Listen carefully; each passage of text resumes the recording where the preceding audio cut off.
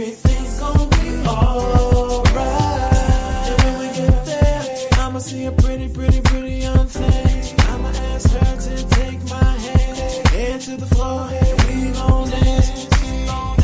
And when we get there, best believe we're gonna do a two-step. Ain't no drama in here, so don't stress. Step to the right, then slide to the left. Yeah.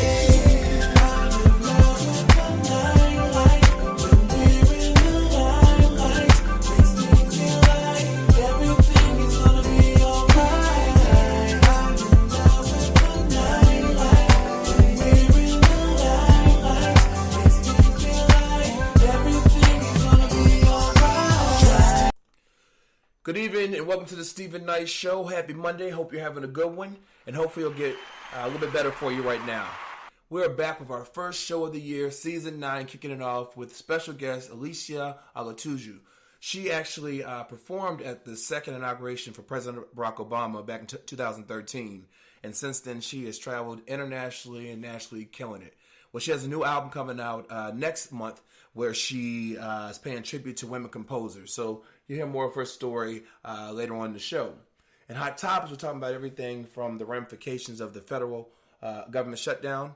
A lot of federal employees went back to work today, thank God, after not receiving 2 paychecks. But they went back to work today, so we're going to talk about the ramifications of that. As well as another woman is coming out against R. Kelly saying that he slapped him when he slapped her when she was only 19 years old for looking at another man in the club.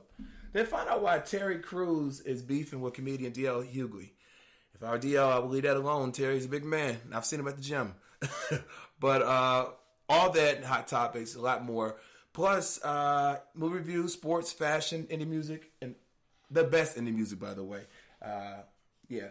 Want to mind you all over social media, Facebook, Twitter, Google+, Instagram, and of course our official website, thestephenknightshow.com. Now, we're bringing back Artist Spotlight because there's so many talented artists out there. We want to give them a platform where they can debut their music. But if you're interested in being considered, please go to our website, thestephenknightshow.com, or email us at submissions@thestephenknightshow.com. It includes your bio, promotional photos, social media sites, and radio-friendly MP3 that we can play. We definitely look forward to hearing your music. Now, tonight we welcome the talented Kevin Savage. Now, he's no stranger to our show. He's been on here several times.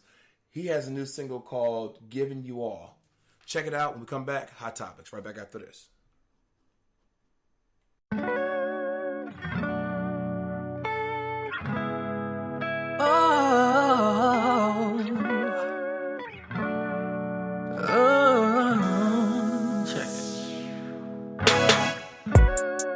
it. It's so funny how things change. We were so close, but then you slipped away. Now I'm losing my baby, it's driving me crazy, and I'm about to go insane. The hell am I gonna do? Can't do this thing without you. Thought forever was on, now forever is gone. And baby girl, I'm missing you. Took you on shopping sprees when all you really wanted was time with me. Eyes wide open, but I could not see.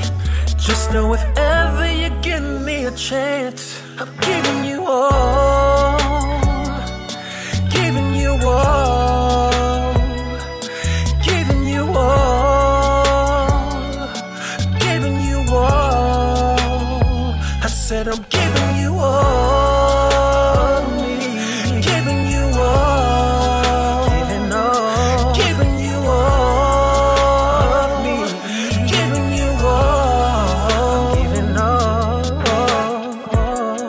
When I was struggling, you held me down. When I was sleeping, girl, you stood your ground. Anytime I felt lost, always gave me real talk. You helped me be a better man. Then this music finally came around. I'm flying high, but you ain't leave the ground. The shit I put you through, the hell am I to do? Cause baby girl, I'm missing you. Took you on shopping sprees, yeah, when all you really wanted was time with me. Eyes wide open, but I could not see. Just know if ever you give me a chance, I'm giving you all of me, giving you all, giving all, giving you all of me,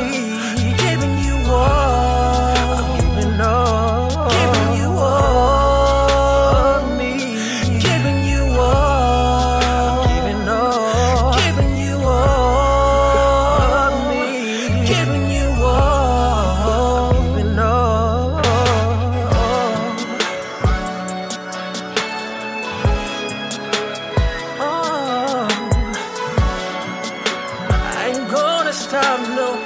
I ain't gonna stop, no. I'm giving you all, giving you all, giving you all, giving you all.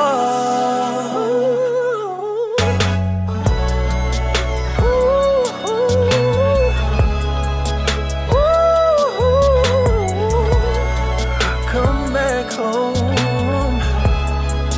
come back home.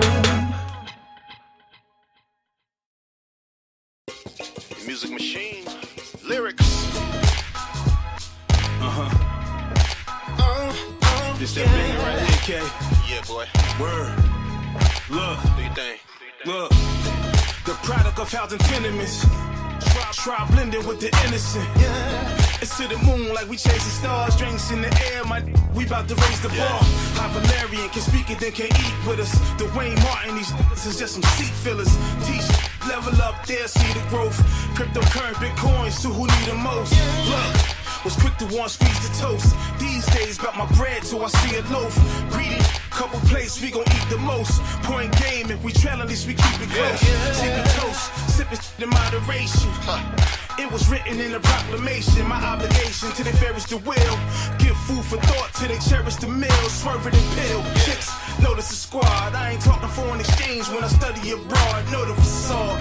Got us lunching up an Olive Garden. Talking about portfolios and profit margins. We done finally reached the pinnacle. Without compromising the principles. Life good, overseas, different interviews. Back then, used to do it for the minimal. We done finally reached the pinnacle. Without compromising the principles. Life good, overseas, different interviews. Back then, used to do it for the minimal. Deep slumber, sleep till we see numbers. In the vision, seen it like Steve Wonder.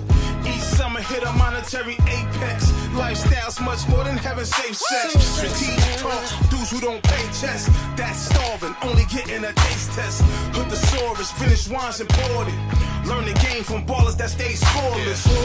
Rap my, we paint portraits. Spitting riddles like we socially awkward. Pyrex jaws to the corporate office. Catapulted movements was flawless. We about to take a sabbatical. Got the bread, the crown's just collateral. We patrolling different avenues. Life's a bitch, used to wanna marry you. Look, it's kinda hard to think practical. Think it's simple to new rational. Lack of aptitude, now me down the Jersey Shore. Authoritative, if you spill it, then it's word be law. Coded language, shit you never heard before. Verbal onslaught, like, what do you wanna hurt me for? Dig, I'm a lyrical enthusiast. Mumble rap, me these niggas with a crucifix. We used to listen with exuberance. Think they bars coming from a lack of tutelage. Throwing jabs like a pugilist. Not the best, I suggest you go review your list. We done finally reached the pinnacle. Without compromising the principles. Life good, overseas, different interviews. Back then, used to do it for the minimum. We done finally reached the pinnacle. Without compromising the principles. Life good, overseas, different interviews. Back then, used to do it for the minimum. We're finally here. Talk to him, K. We're finally here. Boy, lyrics, man. K back the music machine. We're finally here. Oh, wow. Feeling this. We're finally here. Oh, yeah.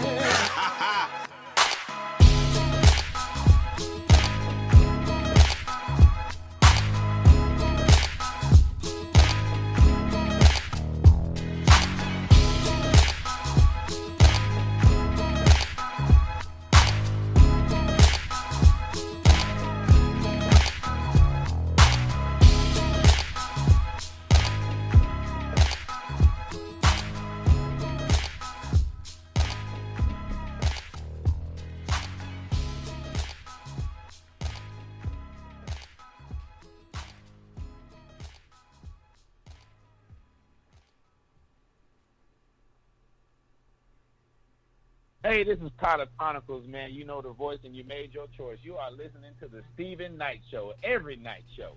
Hey, now. Welcome back to the Stephen Knight Show, Miss Parker.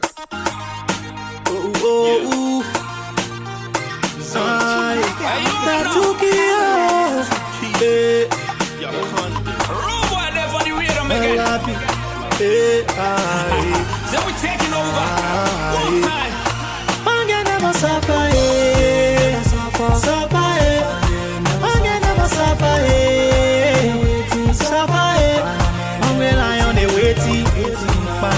man is setting. That's the nigga they chasing.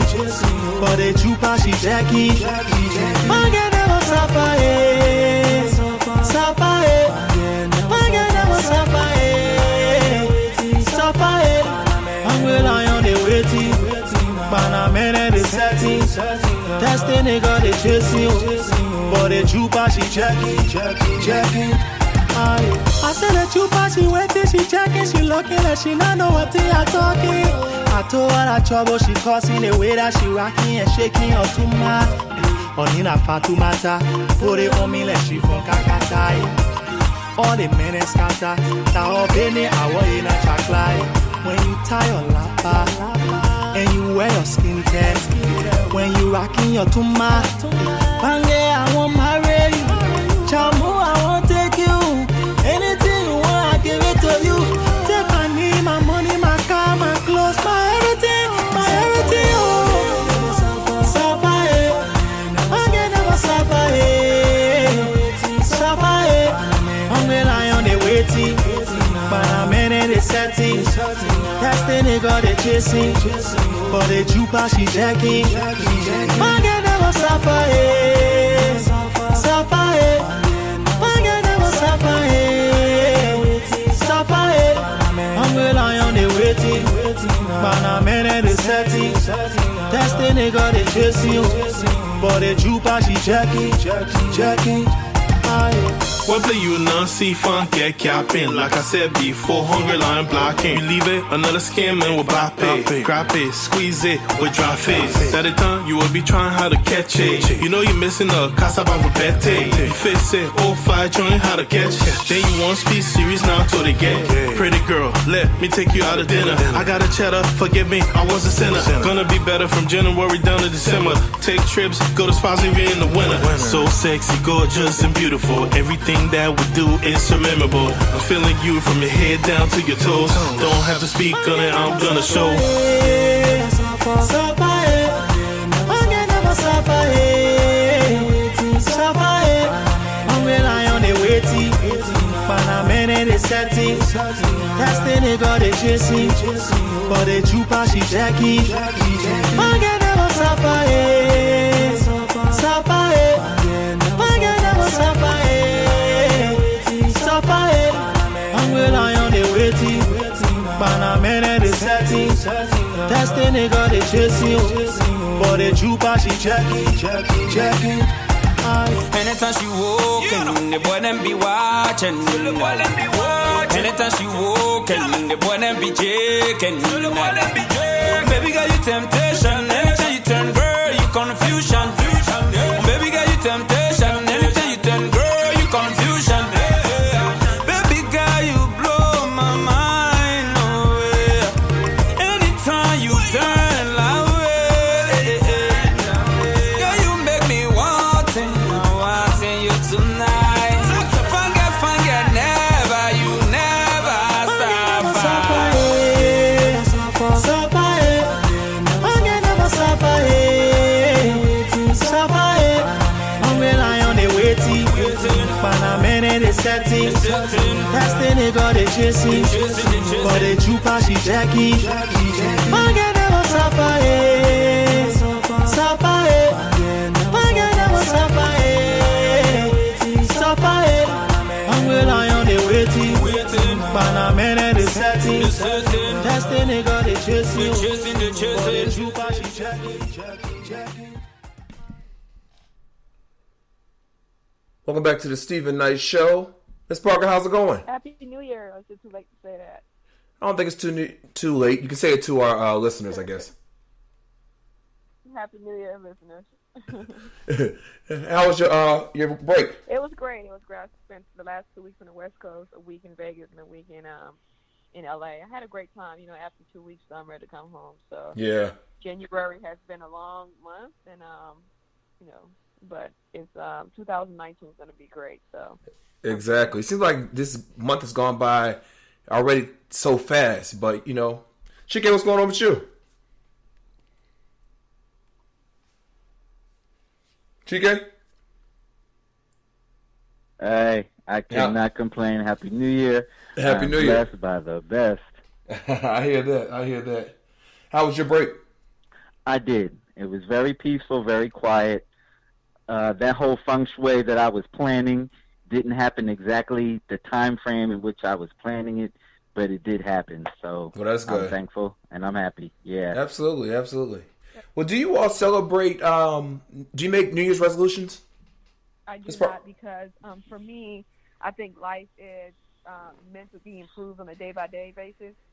I mean, it's good to have long-term goals, but I think what really works is being mindful of improving yourself constantly. Yeah. So I think people who make a yearly resolution are people who are not really committed to the process. Growth is a day in day out process. Very true.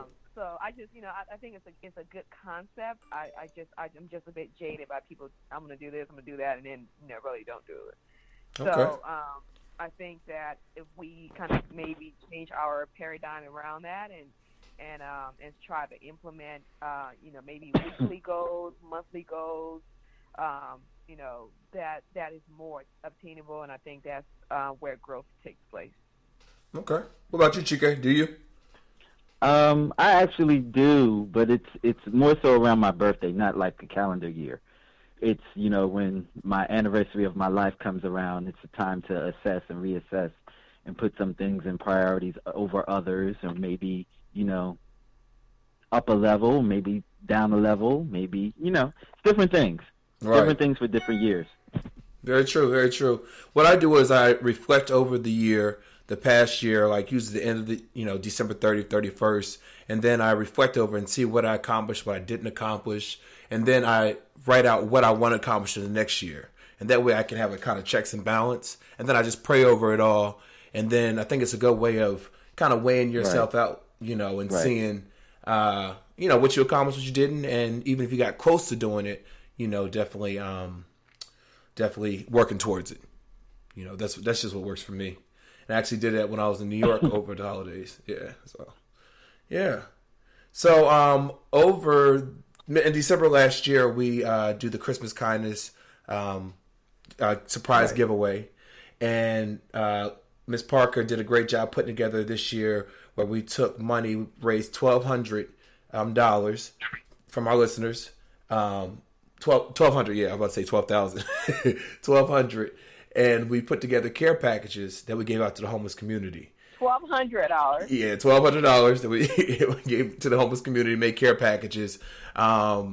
And we were going to do it in December, but with travel plans, we didn't want it to be a rushed event. So we decided to wait until MLK Day. Miss Parker came up with that suggestion. Well, it was great because it's a day of service.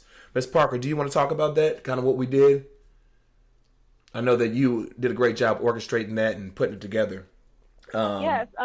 So we have done a similar care package event with another friend of ours, and she did for, I believe it was Thanksgiving.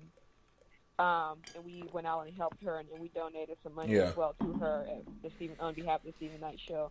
But, and I've been involved with the organization Love Beyond Walls, and they got the Stephen Knight Show also involved with them, and their mission is giving dignity and just humanizing homelessness. Just because we tend to see a homeless person and kind of walk past as fast as possible, head down, not really realizing that there's a person there. Exactly. So it's been more of an ongoing, maybe I guess, project or passion of mine. But anyway, so Stephen and I agreed that this year we were going to create care packages, and just didn't have time around Christmas time. I had a couple of work trips, and then I was out of town for 2 weeks. So MLK Day, I used to try to volunteer somewhere, and I realized that would be a great alternative date to have this event. And we raised $1,200, as Stephen said. Thanks to everyone who donated. You guys are awesome. I know we're always begging for money, or it's begging for money, so we really appreciate it. We really do. And then we ordered some ponchos, because it's been really rainy this winter. According to the news, we've had more rain in Seattle, actually double the rain in Seattle. In Seattle, this is their rainy season. Wow. And so I thought a poncho would be something that would be great to be in that care package. We got them thermal blankets. It actually doesn't look like a blanket. It looks like a foil. but what it does is it generates heat, your body heat. It's really cold out there. We have gloves, care packages with toothbrushes, toothpaste. We have socks, shaving cream, razors, feminine products for the women. So we kind of try to cover a lot of the basic needs that we heard, or I remember hearing last time we did it, things that they were requesting. And then also the day of, Stephen got donuts and pastries, and we picked up some coffee from Dunkin' Donuts, and that seemed to be a hit because I remember last time when we were there, they kept asking, do we have coffee? Right, and I think right. because not only is it a luxury item for them, but it also keeps them warm because it's just so cold out there. Exactly. It was freezing. It was freezing that day. Yes. So just to imagine, as much as we may have bad days, complain about things, we have homes to come into. No matter what day they're having, they're out there. And That's I mean, true. I don't know how they relaxed because we were there for about an hour, a little over an hour. Because the things went by, people came and got things so quickly. But literally, I couldn't imagine being out there for even like 2 hours. Yeah. My fingers were frozen, toes. I just don't know. The human mind and body and spirit is amazing. It has a capacity to endure way beyond what we feel like we can do. Just even knowing that makes me think like I can achieve anything. If they can be out there and make it through the cold and mind, body, and spirit and soul, physically and emotionally and mentally, it's a miracle, and it amazes me. But it was a great experience. A lot of our friends came out and helped, and then we spent the day just hanging out with our friends. So it was a great experience, and I thank you guys always for donating and being supportive of our many Absolutely. Charity ventures. Absolutely. Yeah. And then that Saturday before, Miss Parker invited us all over to do the care packages, and she made this delicious gumbo for us. We kind of had an assembly line and kind of did it all together and just made a good event out of it. It was just a really good time. Together. Yeah, that was fun. Uh-huh. That was fun. Yeah, it was a lot of fun. And you got to treat the homeless community with dignity. I mean, I remember last year I was walking to meet a client for lunch, and when I was going back to my car, this guy asked me for some money, and I didn't have any on me, but he just said to me, thank you for at least speaking to me and acknowledging me as a person. So we got to make sure we're looking out for people and not just treating them like they're not our brothers and sisters here. You know what I mean? It's very important that we treat people with dignity and respect like we want to be treated. And I think that's very important lesson to go by, because it could be us. It could be us. It could be us. All right, well, the question of the day is, could you work with your significant other? Could you work with your significant other? Oh, before we go there, I'm sorry. I want to remind everyone also to go on our website. We did update our website. It kind of got a facelift, and there's a section of our community work we've done throughout the years. You can see some of the things we've done. You can also purchase your T-shirts, and we have our T-shirts. People have been buying them, been asking a lot about them. So go to StephenKnightShow.com to figure out how I think I could, but it would have to be someone I really, really like. Yeah. Just because I know myself really well, and for me, it is really important for me to have personal space. Yeah. And honestly, I didn't think I was that person for a long time. I think it was because I was emotionally needy, because I had a lot of healing to do. And so once I started that process, I realized how important having personal time and space is, not just for yourself, but for your partner. So I think it would have to be a case where both parties are mindful of that. Right. And then it's actively practicing that with each other, giving each other space and not feeling like unwanted. And then also being able to communicate when you do need personal space for the other, from the other person, and the other person not feeling hurt. So I think it would have to be like a situation where that person is in the same kind of consciousness as it relates to that situation for it to work. I just couldn't just go into it without having these kind of conversations. Yeah, that makes a lot of sense. Chica, what about you? No way, Jose. No, that's just a little bit too much. Yeah. And also, I think that it adds a better layer of communication, because you're having this whole experience without the significant other. Then you have something to talk about. Yeah. If you're there with each other all day, I mean, You're here. I'm here. What are we going to talk about? This? Right. Yeah, that's true. That is a good point, because a lot of times when you're sharing about your day, it's about, how things went, and about work, and if you're working together, you both experience the same thing probably, and so then your home become a space where work is being talked about and you work together. So yeah, it'll just probably not feel the same. Yeah, I think it definitely depends on the type of work you're doing. Like if you have your own business together, or maybe something to entertain where someone's managing another or whatever. But I think an office job, I prefer not to, for the reasons you all both said. So, but go to tweet us at Stephen Knight Show SHO and let us know, could you work with your significant other? All right, y'all ready to get into hot topics? Let's go. It's been a minute, so let's get back into it. Well, today, thousands of federal employees returned back to work after the longest government shutdown in history, 35 days. But the effects will be felt for a long time. Now, mind you, the reason why the government shut down is because 45 and the Democrats could not come together for. He wants to build this wall, which everyone's saying the wall is insignificant. It's not going to keep people out of the country, because most of the people that come here illegally, they come on the plane. But anyway, so that was his way of retaliating by them not giving the money for the wall. So he did a government shutdown. They said what caused him to change his mind is because the airports were just beyond crazy. TSA, they were calling out because they weren't getting paid. A lot of them couldn't even afford gas to get to work, and they missed two paychecks. They went two pay periods without getting paid, and so but they are getting back paid for everything, and now they're back at work. Well, his government shutdown cost this nation $11 billion to our economy. When you were watching the coverage, I know we talked about this, Ms. Parker. What are your thoughts when you saw this government shutdown? How people were being impacted? No, I think that it's obvious that the people who are in leadership, just like a lot of organizations, not just the government, but the government obviously is the head of everything, so that plays a big part. But even in companies, people who seem to be at the head of these companies, at the head of the government, are out of touch with the people who are at the bottom. I don't want to say bottom, but at the core of the company, running the company, making the company run. Just like America, the people who are at the core of it and making America run are working class people. So the government is so disconnected, and people around Trump, they're also disconnected.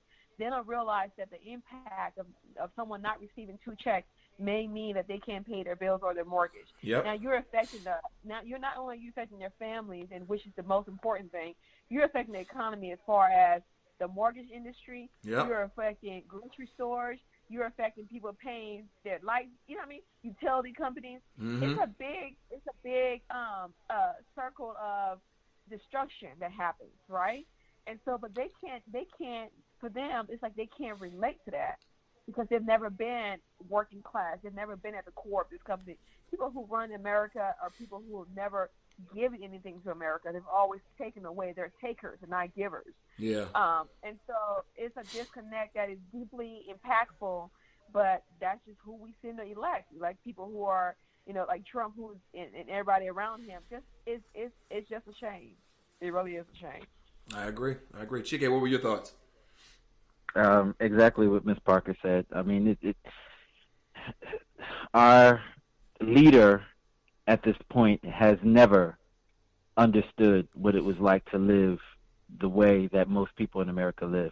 He's never had to see that, so he doesn't understand it at all. And it's probably inconceivable to him that people are living that way. And someone had compared him to Marie Antoinette when she says, "Let them eat cake." It's like that elitist attitude, and it's like, remember, I think one of the cabinet members said, "Let them get loans." Yeah, they can go get loans. They get loans. Yeah, just like that. We can just go get loans, like that. Right. Well, 45 said that their mortgage companies, they'll work with them. They've known them a long time. They'll be able to work with them. What? His daughter in his world, right, and his daughter-in-law said that it's sad, but they'll be down for a little bit, but this is better for the country.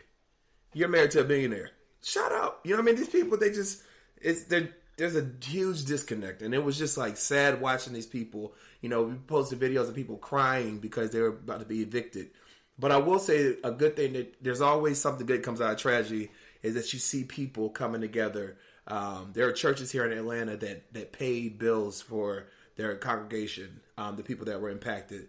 There were just organizations all over, like the Atlanta Food Bank or other food banks around the country that looked out. So it's good to see there's still some decency when you have an idiot as a president. So, yeah, but I'm glad they're back at work, and hope, you know, they're able to catch up on their bills and everything.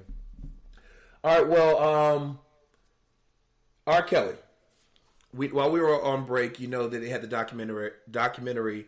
Lifetime had the documentary called "Surviving R. Kelly," and a lot of the accusers who said that he either, you know, was messing with them when they were underage, he abused them, he brainwashed them, held them in this cult, you know, in this home, imprisoned them, made them do sexual acts to each other and do it in front of him and do it with him, whenever.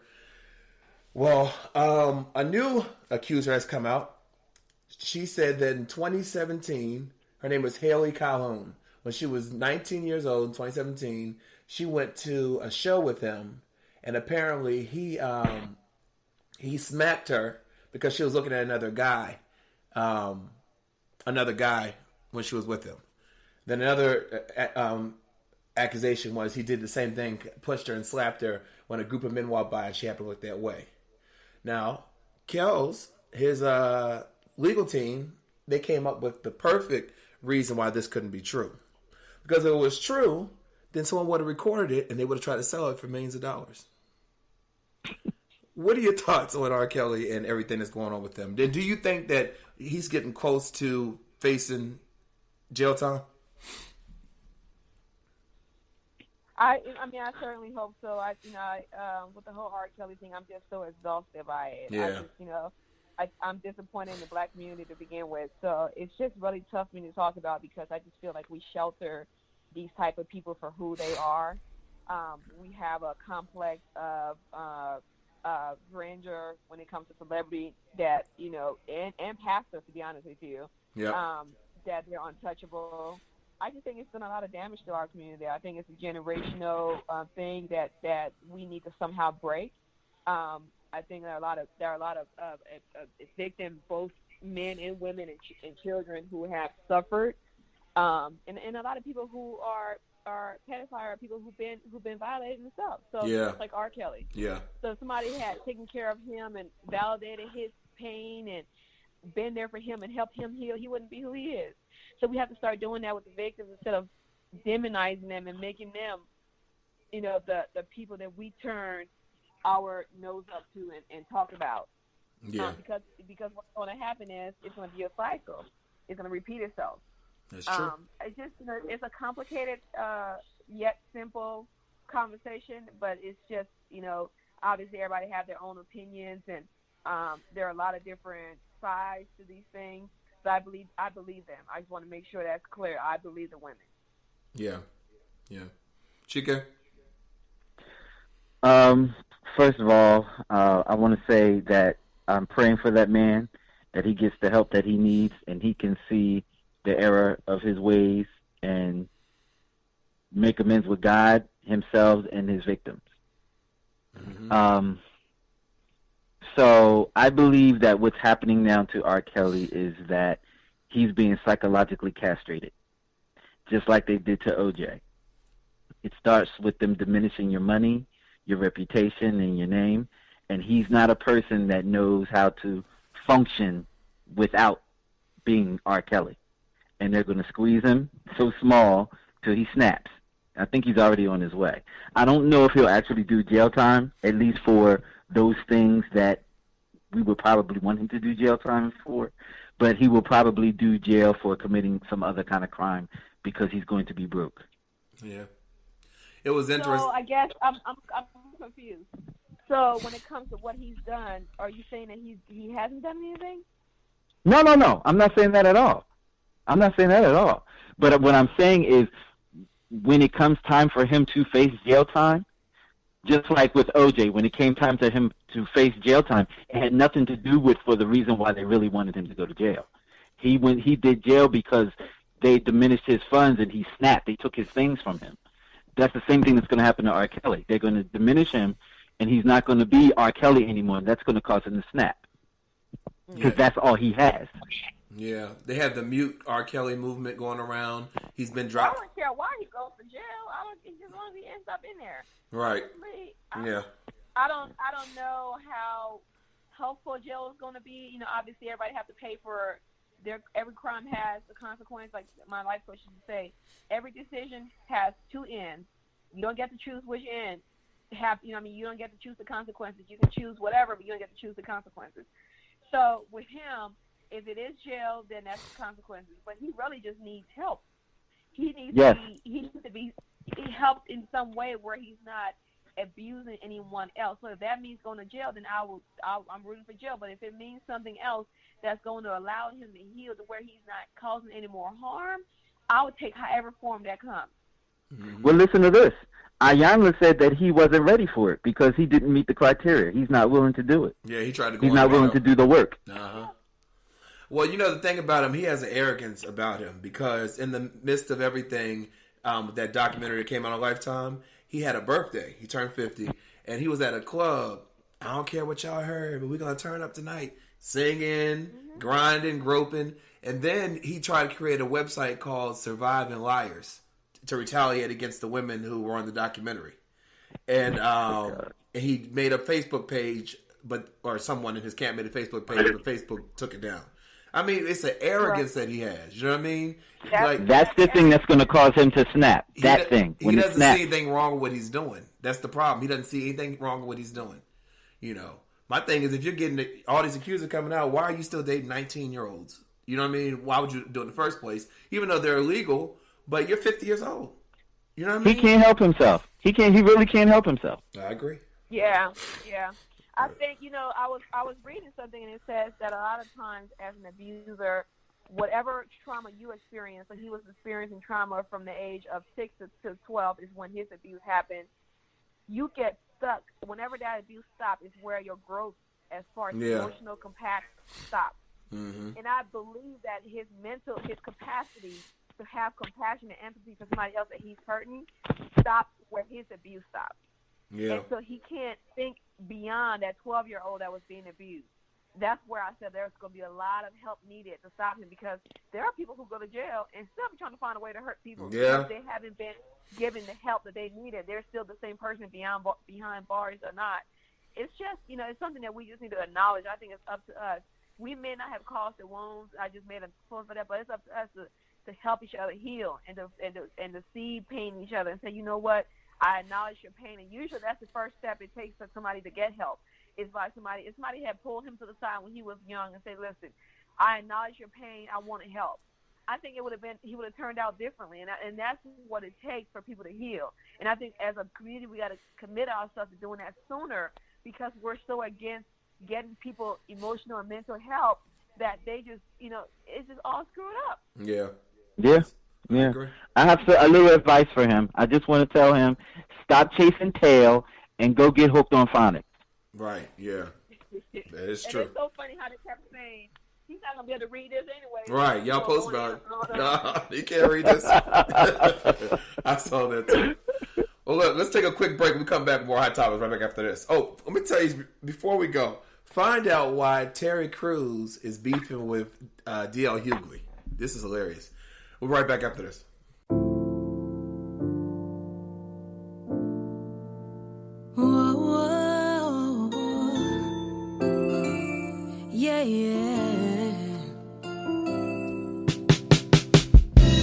Tell me why every time she comes around, my head starts spinning.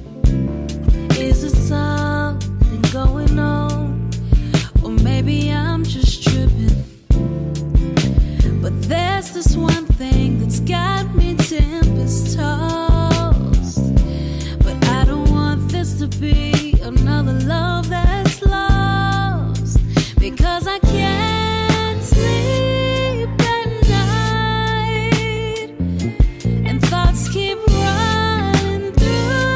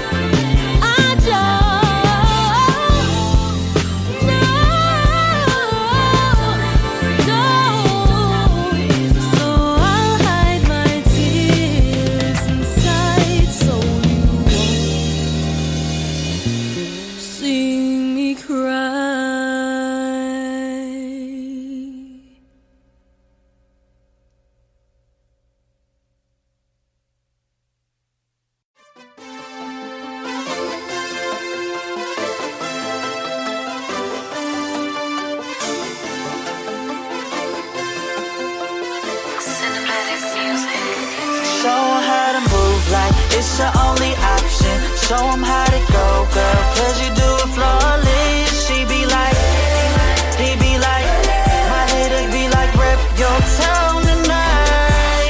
And we on, show 'em how it's done. When your back is in the corner, bet your dream is number one. She be like, he be like, I be like, yeah, yeah, yeah, yeah, yeah, yeah, yeah. Let me start this anthem all proper. From poverty, I still finish college. Do it all, keep my face stay shining, 'cause your boy right here is a soldier. Back to the music, telling you why I do it. For my brother, his daughter, my dreams stick to it. I lost a few on the way, miss them all the time, but I keep the memories alive on the music. Thought I wouldn't do it, thought I couldn't do it, thought I wouldn't do it, thought I couldn't do it, thought I wouldn't do it, and I couldn't do it. Watch me do it, do it, do it. Show 'em how to move like it's your only option. Show 'em how to go, girl, 'cause you do it flawless. She be like, he be like, my haters be like, rep your town tonight. And we on, show 'em how it's done. When your back is in the corner, bet your dream is number one. She be like, he be like, I be like, yeah, yeah, yeah, yeah, yeah, yeah, yeah. People telling me you only get better, so don't stop, bruh. You deserve to win for sure. Got $1 and a dream, and no 100 guarantees I'm gonna make it out this life. That's cool with me. Trust in my faith and my beliefs. Music therapy. So, you understand? I just wanna be the man I am. Yeah, yeah. They thought I wouldn't do it, thought I couldn't do it, thought I wouldn't do it, thought I couldn't do it, thought I wouldn't do it, and I couldn't do it. Watch me do it, do it, do it. Show 'em how to move like it's your only option. Show 'em how to go, girl, 'cause you do it flawless. She be like, he be like, my haters be like, rep your town tonight. And we on, show 'em how it's done.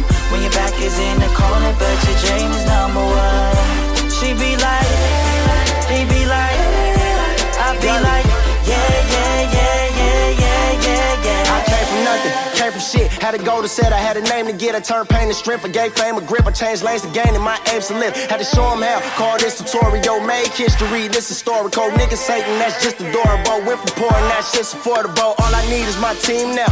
More trees, more lean now. I'm heating up, I got steam now. It's real shit, it ain't a dream now. I moved up and got paid quick. YH who I stayed with. And this here look beautiful, like the baddest bitches I laid with. They thought I wouldn't do it. They thought that I would quit. Can't take no losses, I'm a boss. Tell all y'all bosses I'm the shit. Y'all boys so off, but I'm a hit. Got no time to talk, I'm getting rich. Can't hear yo talking like I'm deaf. And I kill no coughing with the shit. Show 'em how to move like it's your only option. Show 'em how to go, girl, 'cause you do it flawless. She be like, he be like, my haters be like, rep your town tonight. And we on, show 'em how it's done. When your back is in the corner, but your dream is number one.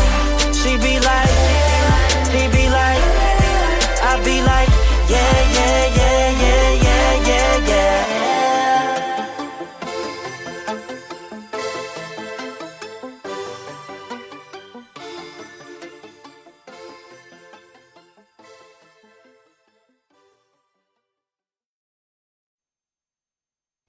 Hey, this is Alicia Olatuja, and you are listening to the Stephen Knight Show. Check out Intuition, Songs from the Minds of Women.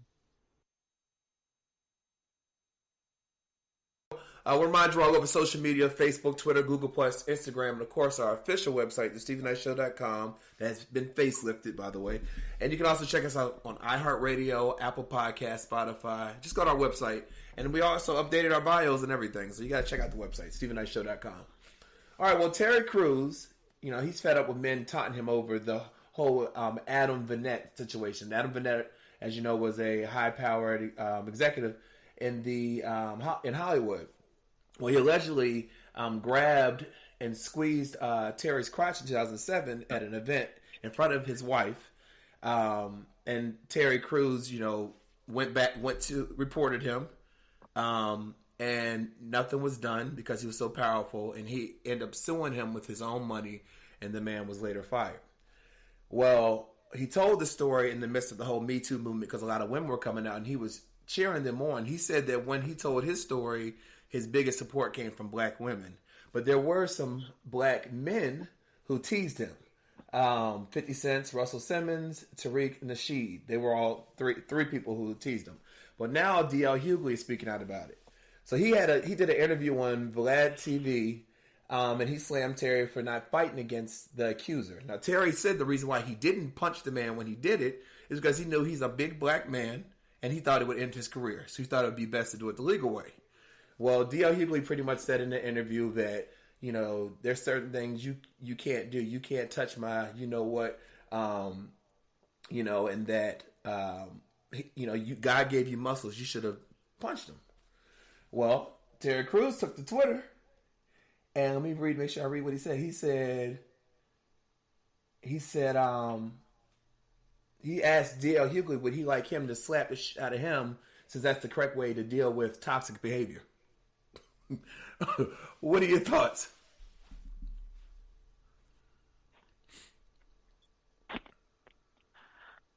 Ms. Parker? Chike?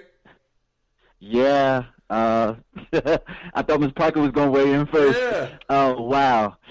Yeah. They need to stop. Just cut it out. Yeah. Just stop. Yeah. It's just that's not grown behavior. Your children are looking. Don't do that. Right. It kind of reminds me of the same conversation that's been taking place with the whole R. Kelly and the father of these victims.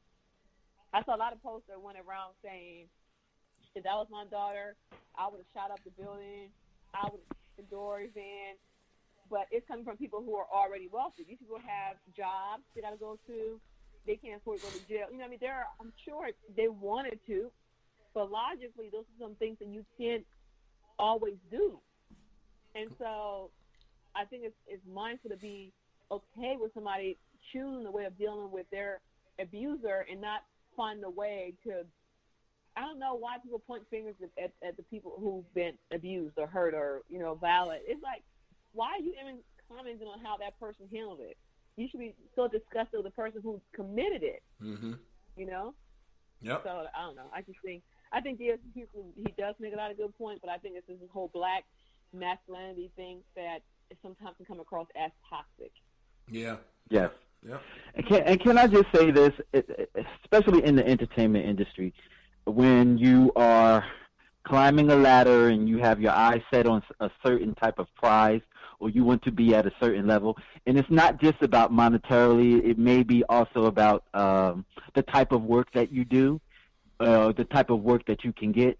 Sometimes it's like at work when you're networking with the right people or the people in the know. You may not necessarily want a relationship with them, but you need to network with them in order to progress to the next level. It's the same way in the industry, and some people get those lines confused, especially in the type of industry where sex is on the table all the time.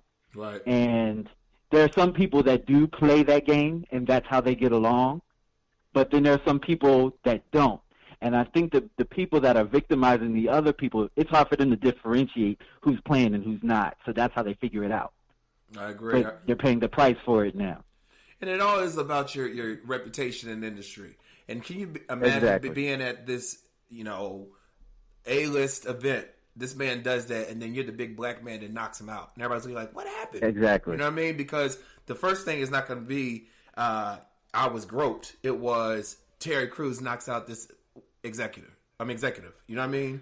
So and just for those people that don't know Steven, because we have some non-black listeners, just so that you know, being black in the world, you have to move differently. Yeah. We can't do what everyone else does. Nope. We have to think very carefully before we make a step. Very true. Very true. All right. Well, Tiffany Haddish.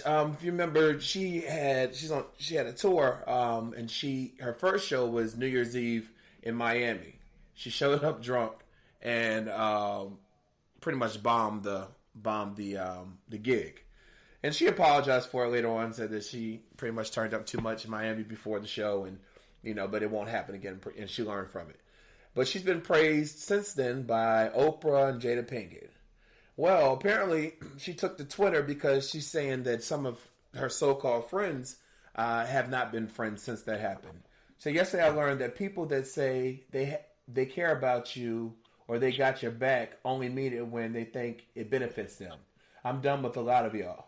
She said, everyone can't go where I'm going. So goodbye, and know that I always love you, but just from somewhere else. Now, previously, Kevin Hart, Ricky Smiley came to Tiffany's defense in interviews. Do you think that this experience, would it show you who your true friends were? That kind of aren't there for you when you get knocked down? So what's been going on? What she said about Oprah and who else? No, Oprah and Jada Pinkett had praised her. But she was saying that some of her friends, so-called friends, haven't been there for her during all this. I think Tiffany have had a challenging end of year 2018. I think it has messed with her emotionally and mentally, and she needs a break. Mm-hmm. But she also needs to stop being a victim all the time. She made a conscious choice not to be professional at a show that she booked and had a responsibility to the people who paid to be there. So that's all she needs to focus on, is how do I get to the mental and emotional space to where I can make a professional decision not to go out the night before and do my job and do it well so that I don't have this extra criticism on me. People are always going to talk. That's the business that she's in. Yeah. But I think that a lot of times I kind of feel with her, she's quick to be the victim or something, and I think she's highly emotional when it comes to, like, separated good criticism, people saying, listen, that was unacceptable, with people who are just hating on her. Because sometimes, everybody isn't hating. Sometimes people say, you know what, your behavior is not conducive to how I conduct my business. So they may have cut ties because that may have been their end of the line with her. But it has to be a place where I think for her, she probably just mentally exhausted. She had a really challenging end of 2018. She was every other week because people were hating on her. Random people come from everywhere hating on her. Ms. Parker, we can't hear you. Hello? Yeah, there you go. That's when you need to dig deep and find a way to deal with it so you can be professional and do your job. So that's just my 2 cents. Okay. Chica?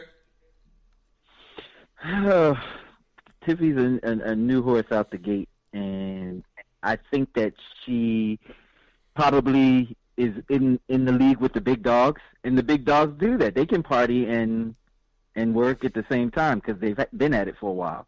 Some of them need to party in order to be on and be good. She's not ready for all that yet. She needs to slow down and be professional. Worry about be professional first, and then party later. Yeah, I agree. But to her credit, also, this hasn't been a trend that we've seen with her. So hopefully, she did learn from the mistake that she did, because she did an interview and said that the last year she slept in her own bed maybe a month out the whole year, and it's because she's been on the go, because she's been so busy and successful. So hopefully, it was a lesson learned, and she's able to learn from it and grow from it. But I will say that in my opinion, when you start becoming a big star or wildly popular, you will lose friends. Some may be jealous of you. Some can't handle just the pressure of being your friend. And so it's a growing pain, I think, that unfortunately comes with the territory. So I hope that she's able to, focus on her success and her happiness. And like Ms. Parker said, make sure that she's being professional doing her job that people pay to see her. All right. Well, our last topic. I don't know if you all watch Big Brother, but Big Brother, Celebrity Big Brother is on now. And Tamar Braxton, she is one of the cast members. And people are already thinking, what is wrong with this woman? People are saying comments like, Braxton family values, they pretty much hid who she really was, because a lot of people thought that she was kind of bullied by her sister, that she was treated like the youngest. But if you watch Big Brother, so apparently there's a fighter on there named Lola Jones, and this past weekend there were rumors were rumbling that Lola Jones had been kicked off the show out the house after clips were shared online showing that that her and Tamar exchanged and got into an argument, pretty much. It was even rumored that Jones slapped the visor off Tamar's face, but fans claimed that the live feed was cut before the footage of the alleged fight. So pretty much what happens, the show comes on 3 days a week, but there are hours of streaming that you can just watch, you know, if you're a super fan or whatever, that you can just watch. You can see what's going on that's not on the show. Well, according to Entertainment Tonight, the drama kicked off when Caitlyn won the latest challenge and won head of household status. This led to the rest of the housemaids volleying over positions to avoid the next chopping block being kicked out the show, voted out the show. Now, during a 4:30 a.m. conversation, Braxton tried telling Jones that Natalie Ava Marie, and Dina Logan were the people who voted against their group, during the eviction of Jonathan Bennett on Friday's episode. But she managed to greatly irritate Jones instead.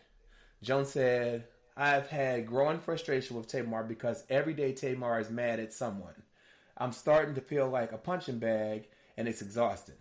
Now, as the argument escalated, Jones used the B word, which drove Tamar into the edge. After a little yelling, some aggressive movements, Tamar eventually left the room and began packing her bags to go home because she said she doesn't fight people. At that point, Jones opted to apologize, admitting that she was frustrated because she was just trying to communicate about her conversation with Lindsay Lohan's mom. She said, "I don't want you to leave. I want to be your friend, and I definitely handled it the wrong way. I'm sorry." Now, Tamar ultimately accepted Lola's apology, and they hugged it out with her, opting to stay instead of leaving. But a number of viewers vented on social media saying that the show edited a lot of the good parts of the fight. Now, Tamar is currently on the block with Lindsay Lohan's mom. Kato put him up there, nominated him. So Tamar's also gotten into it with Candy, who typically when I watch Candy's arguments, I'm usually against Candy. But Candy was the one that said, "This is not the place to have the show." Because Tamar was, when the show first aired, Tamar came in the house first. No, Candy came in the house first. And she said, "Yeah, I know Tamar. I've known her for a long time. We've had good history. We've had bad history." But she just wanted for them to exist and do the show. Tamar came in her interview. She said, "I know Candy. We're both in the music industry. Am I happy to see her? No." And so, but when they saw each other, they embraced.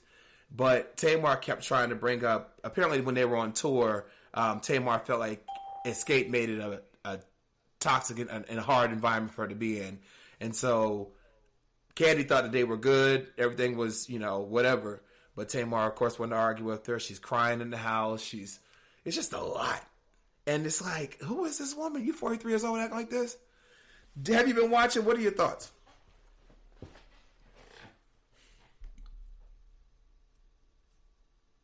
I saw the clip with Tamar and Candy, and it was just a bit much. Like, you two are grown women. Why is this happening? Yeah. I just didn't understand it. But, like Tony and Miss East always said, they did that to her. They made her that type of woman because they babied her. Even when she began to be grown, they still babied her. And that's what you have, a grown baby. Yeah. I mean, she is... Love y'all Braxtons. Yeah, love the Braxtons. And love Tamar. But it's like, if you watch, it's like, what is wrong with you? Why is everything an issue? Why is everything... You know what I mean? Why are we fighting? Why are we... Because the Candy was like, listen, maybe it's best we just don't discuss this until we leave the house. Because at the end of the day, you're here to do a different job. So why bring that old stuff into the new house, or a new job, and cause drama? At one point, one of the girls said to Candy, "What's wrong with her?" She said, "Trust me, it has nothing to do with the show." Talking about the current show, Big Brother. But yeah, it comes on tonight, so I know I'll be watching. Well, listen, Miss Parker, Chike, thank you so much for Hot Topics. It's so good to be back. I know, Chike, I'll see you in movie reviews. Okay? Yes, sir. All right back after this.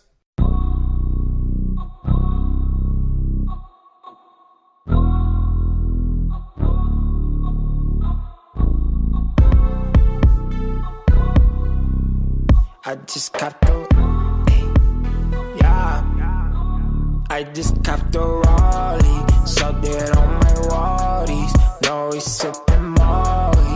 Why you sipping Starly? Rather copper Ori.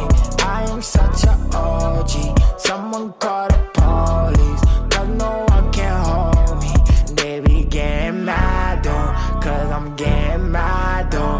Hating on my cash flow, I am such a asshole. No, I'm just a OG. Oh, I'm just a OG. No, I'm just a OG. Yeah, I'm just a OG. OG, OG. OG in the Ghana. OG switching lines though. OG with the range room. OG with the sign rules. I got my city in check though. They know I'm the man on the best show. They seeing me shine, they seeing me grind, they seeing me bag all the best hoes. I'm after the money, don't let go. I swim in the paper, no breaststroke. I chill with your chick, I just fucked your bitch. I'm kidding these niggas, no death no. I am a savage, had to cut off all the baggage. Keep the bread under the mattress. OG shit, we living lavish. Spend on my Rory. Why you sipping Starly? Rather copper Ori. I am such a OG.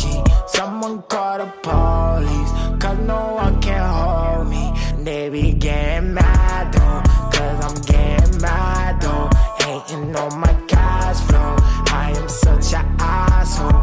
No, I'm just a OG. Oh, I'm just a OG. No, I'm just a OG. Yeah, I'm just a OG. OG, OG. OG chillin', OG be winning. OG got money for days, yeah. OG be riding the wave, yeah. OG till I hit the grave, yeah. I'm sipping on 40s. Probably roll a blunt cause a nigga need more tree. I just copped the Rollie. 24K cause one too lonely. I flex, they hate, yeah. They broke, I came, yeah. Cause they know I got my dough. Now they wanna get my dough. I just bought me my condo. This shit costs an arm, yo. This is everyday shit though. You should go and see my car, no. The Rollie, so dead on my Rollies. No, it's on my Rollie. Why you sipping Starly? Rather copper Ori. I am such a OG. Someone call the police, cause no one can hold me. They be getting mad though, cause I'm getting mad though. Hating on my cash flow, I am such a asshole. No, I'm just a OG. Oh, I'm just a OG. No, I'm just a OG.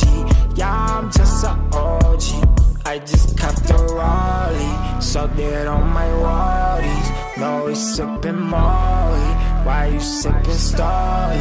Rather copper Ori. I am such a OG. Someone call the police, cause no one can hold me. They be getting mad though, cause I'm getting mad though. Hating on my cash flow, I am such a asshole. No, I'm just a OG.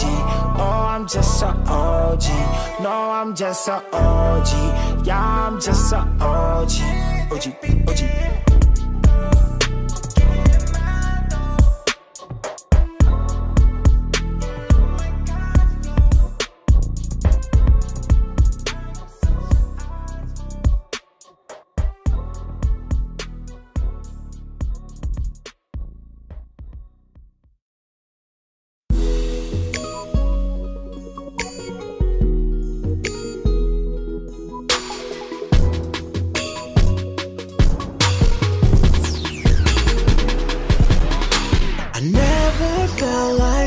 Before this life feels incredible. Together we can do anything, so eternal feels like infinity. Baby, I run till the end of time just to have you in my life. I'll never let go. Give me your hand, come grab a hold. Let me touch you right to your soul. Let's do it together, make it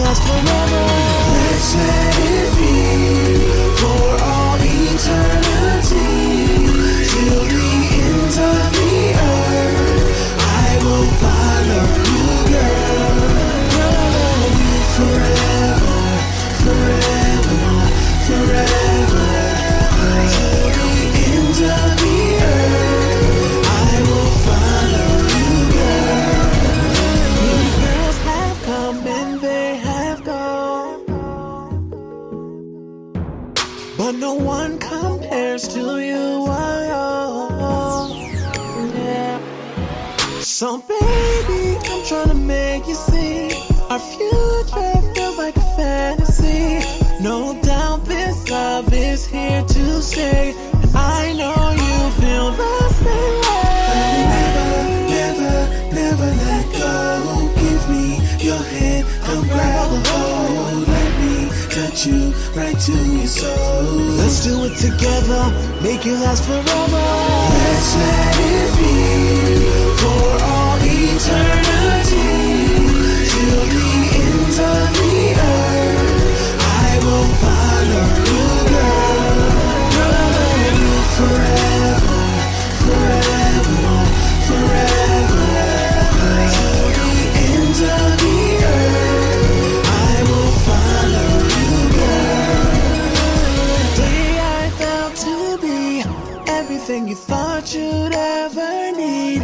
I love you forever. I love you forever. Girl, I love you forever. I promise I'll always be true, 'cause can't nobody do it like you. I love you forever. I love you forever. Girl, I love you forever. I love you forever. I will never let go. Give me your hand, come grab a hold. Let me touch you right to your soul. Let's do it together, make it last forever. Let's let it be for all eternity, till the ends of the earth. I will follow you, girl. Forever, forever, forever. Till the ends of the earth, I will follow you, girl. Forever.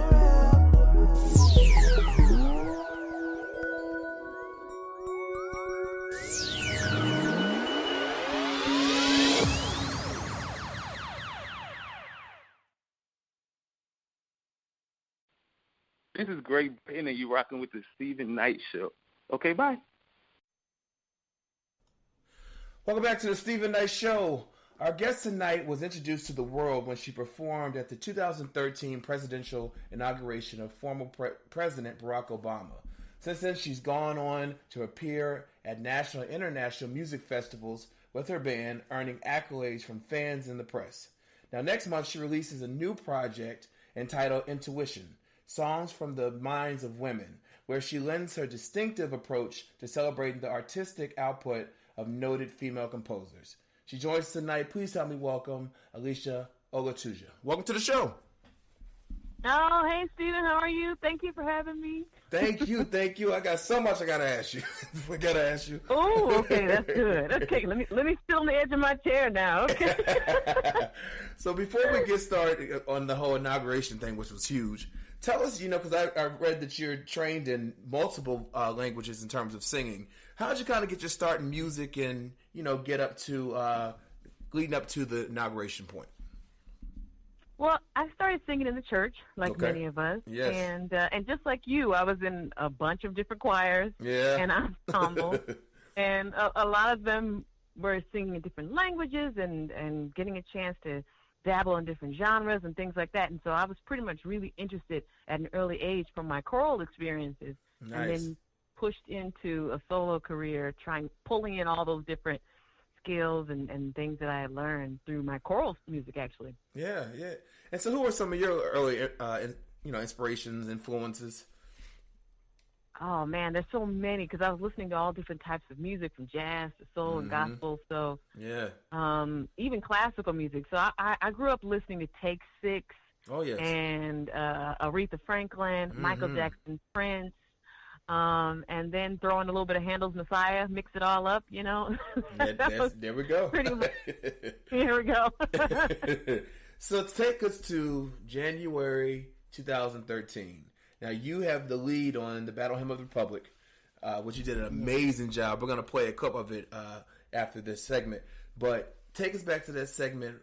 Take us back to that day. What's going through your mind leading up to your performance? How were you feeling? Well, oh, my goodness. Well, I had mixture of emotions. One of them was just really incredible, just being a part of history. Just being, this just little black girl from the Midwest singing on the stage on the steps of the Capitol for the second inauguration of the first black president of the United States. Like, it was such a historic moment for me. Yes. And obviously it was for the world. And so being a part of something like that and being woven into that tapestry of history was just beautiful and overwhelming. I was nervous initially. You couldn't tell. You couldn't tell. Well, by the time we started singing, I was just like, you know what? This is all love, and I just want to come from my heart and sing this music and put together all the experiences that I've had before that moment, which pretty much leads you to the next big thing in your life, all the different things you do beforehand. So you always want to make sure you're staying sharp and staying on your game, because you never know what's right around the corner. That's true. And I didn't want it to feel like a big leap into something unknown. You want to feel like you're taking the next step from all the preparation you've been doing your whole life before then. So I felt ready. Okay. I felt excited and just beyond honored. And so, like, I watched back the video, because it's been a while since that, but I watched it back leading up to this interview, and just to see the faces of Barack Obama, Michelle Obama, the Clintons, all the presidents that were there and their wives. I mean, do you ever go back and watch and just see that wow, like people just look blown away by your? Do you ever see that? Cause I know for me, I go back sometimes to look at older things just to get motivated. Tell us your process. Yeah, tell us about that. Well, it's a totally different experience, as being on stage versus what people see. Right, exactly. And it was such an incredible, surreal experience while it was happening that it just was over in like a blur. Yeah. So when I went back and I watched the video, I just burst into tears, because seeing the look on Clinton's face, seeing the look on Barack Obama's face, you could see that the joy I was feeling was translating through the music. Yeah. And that's something that you always want as an artist. You want to make sure they feel what you're feeling, and the looks on their faces, and even the people in the audience let me know that it connected. Yeah. Wow. What an amazing moment. So how did your life change after that performance? Well, I definitely had a lot of interviews. Had a lot of my people started being like, okay, who is this girl? Yeah. What does she do? What is she about? And I got connected into the world of jazz through an incredible and iconic vocalist named Diane Reeves, who gave me a huge shout out on her social media. And it's amazing how, like, just her celebrating what I had done sparked so much of a flurry of support in the music scene. Yeah. The media is one thing, but to continue on with what it is that you got that put you on that stage, So she actually gave me a big shout out and a big support, and that led to a lot of touring engagements. It led to a lot of connections with people that otherwise maybe would not have known who I was, even though you saw it on television, that buzz that happens after you get a chance to really delve in. So she really was instrumental in lifting me up, and having the influence that she has as an artist really made a big impact on me. So that was huge. So when you look at, and we're going to talk about your new projects, I'm very excited about that. But when you look at the political climate we're in now, government shutdown and all that, when you think back to 2013 and you at that historic moment, and then where we are now, 2 years with the current person in the White House, what goes through your mind? Well, this is I try my best to find the silver lining, to all things. It is a hard time, but I've noticed that in the hardest times, that's when people find a way to band together. That's true. That's when people have almost like a synchronicity of importance of why they should be speaking up and speaking out. And the biggest, most radical changes in law, art, music have happened because there was turmoil in history. That's true. And so, even though it can sometimes seem overwhelming and discouraging, it can light a fire under you to contribute and do something, whatever you can do with whatever medium you flow in to make a difference and to make a change. And so that's kind of how I look at it now. You have That's it's awesome. the ebb and the flow, and you just gotta swim when the current is going in the That's true. direction you don't want to go in. That's and true. don't just be a passerby. Yeah. And you're right, even with the government shutdown, so many people out of work, you see so many people giving up themselves, donating money, donating food, donating whatever they can because I think we all have this human experience, and when you see a person hasn't gotten paid in 3 weeks, it's like, what? How does that happen? Yep. So yeah, that's true, because it does get better. It definitely will get better, and I agree with you on that. So it absolutely will get better. Yeah, I agree. So we're on the break of Black History Month, National Women's Honors Month, and now we have this project coming out from you next month. We're very excited about, called Intuition: Songs for the Minds of Women. What was the inspiration behind this project?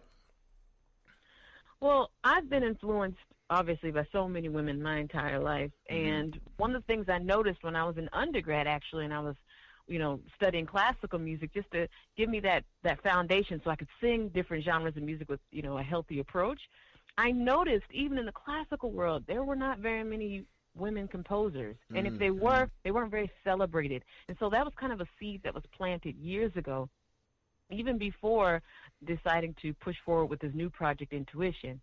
So I kind of feel like right now, based on what's happening politically and in our society, socially, even artistically, women are in a place where it's ripe and people are ready to hear women in a new way. And so as an artist, we're always trying to find a way to have a voice to speak about what is going on now. And I feel like Intuition is that vehicle for me. I feel like, just like I said earlier, when I did the inauguration and that amazing female artist, she really championed me, and she put my name out there, and it led to world tours and all this stuff. That's the kind of support that I want to be able to shine on artists that are already known, but also some that aren't as well known. And so with Intuition, that was my opportunity. Championing women composers is how I'm using my voice to keep women in the forefront and to keep the movement going. And right now it's ripe. The time it couldn't be any better. And so that's pretty much what fueled Intuition and will continue to fuel it. So do you think in the today's climate we're in today, with the Me Too movement and Time's Up movement, a lot of women, first of all, we're seeing a lot of women come out and run for office in droves, and a lot of women were elected in the last round. But do you feel that women are more supportive of each other now than maybe ever before, just because of everything that's gone on? I do think so. I think that we're willing and ready to talk about things that initially, and still obviously, but we're willing to talk about things that were shameful or embarrassing or hurtful. And one of my favorite tunes actually from my album Intuition is a Joni Mitchell tune, and it's my arrangement, but it speaks about racism. Yep. It speaks about sexism, and it also speaks about the sexual abuse of a young Native American girl in her community. And I remember when I was presented with this tune, I was like, "Ooh, yeah, I don't know." I mean, this is kind of hitting up. I was so busy enjoying the vibe that we were in with our Sade tune and with our gospel rendition of like "Give Me One Reason" by Tracy Chapman. Yeah. So when this tune came up, I was like, okay, right. I don't know. I'm feeling a little uncomfortable. But you know what? I thought to myself, it's those moments of being confronted with an uncomfortable issue that when you reach down and you say, you know what, I'm not going to allow this to be something that is used as a stigma. I'm not going to allow the shame to bury my voice. And for me, that was very difficult, even in just singing a song, because I've had my own experiences as a young girl with being preyed upon, So I feel like now women, they've always been supporting one another, but I do feel like now we have this collective courage, I think, to step up and speak out, or in my case, sing out about experiences that have once weakened us and silenced us, and now they are the very fuel that empowers us to lift each other up. Exactly. Yeah, that's how I feel. So you mentioned some of the artists that you covered on this project. You actually wrote a song called "Just Wait." Tell us about that that ballad. Well, it's interesting. I wrote Just Wait kind of in my sleep. I had this dream. I had this dream that there were two lovers and they were saying goodbye to each other based on life circumstances. And I woke up just sobbing because I had this realization that, you know, we a lot of times think, oh, that's my boyfriend, or that's my wife, or that's my girlfriend, or my husband. We have this my possessiveness attached to our love. Yeah. And I have definitely felt that to an extreme extent. And a lot of times, even just tying back to the theme of women, we have been seen as possessions for hundreds of years. Yeah, you're right. So when I had that dream, it made me realize that we don't really, no one belongs to us. Right. You know, we pretty much allow another person to be in our lives, and no one has to love us. So when they do love us, to appreciate that. And also, the only thing that you really have is that moment together. Yeah. Those moments that you share. That's true. And if you really appreciate it, if you really savor it, instead of just being like, oh no, that's my whatever, my. No. This moment is the only thing that belongs to you. And so I wrote Just Wait to capture that tender moment between these two when they have that realization, loving each other, but still life has caused them to go separate ways. That's interesting, you know, that concept, because I've heard a lot of people say that we don't own anybody. I think a lot of people struggle with that because you feel like, that's my wife, that's my husband, you know. So, yeah, it's interesting you say that, yeah. So, how did you select the songs that you wanted to cover other than the one that you wrote? Because I know you're a co-producer on this project. I want to put that out there as well. Yeah. But how did you select the final, songs for the project? Well, with Intuition, I wanted to make sure I kept it true to the title. Intuition is something that when we think of women, we think of intuition. A woman's intuition, that gut instinct that kind of can go past even what appears to be, logical. But I wanted to say songs from the minds of women to tie in the intellect of women as well. To show that we are, yes, intuitive, emotional beings, but we also are intelligent, and we also apply those heart and mind together to create.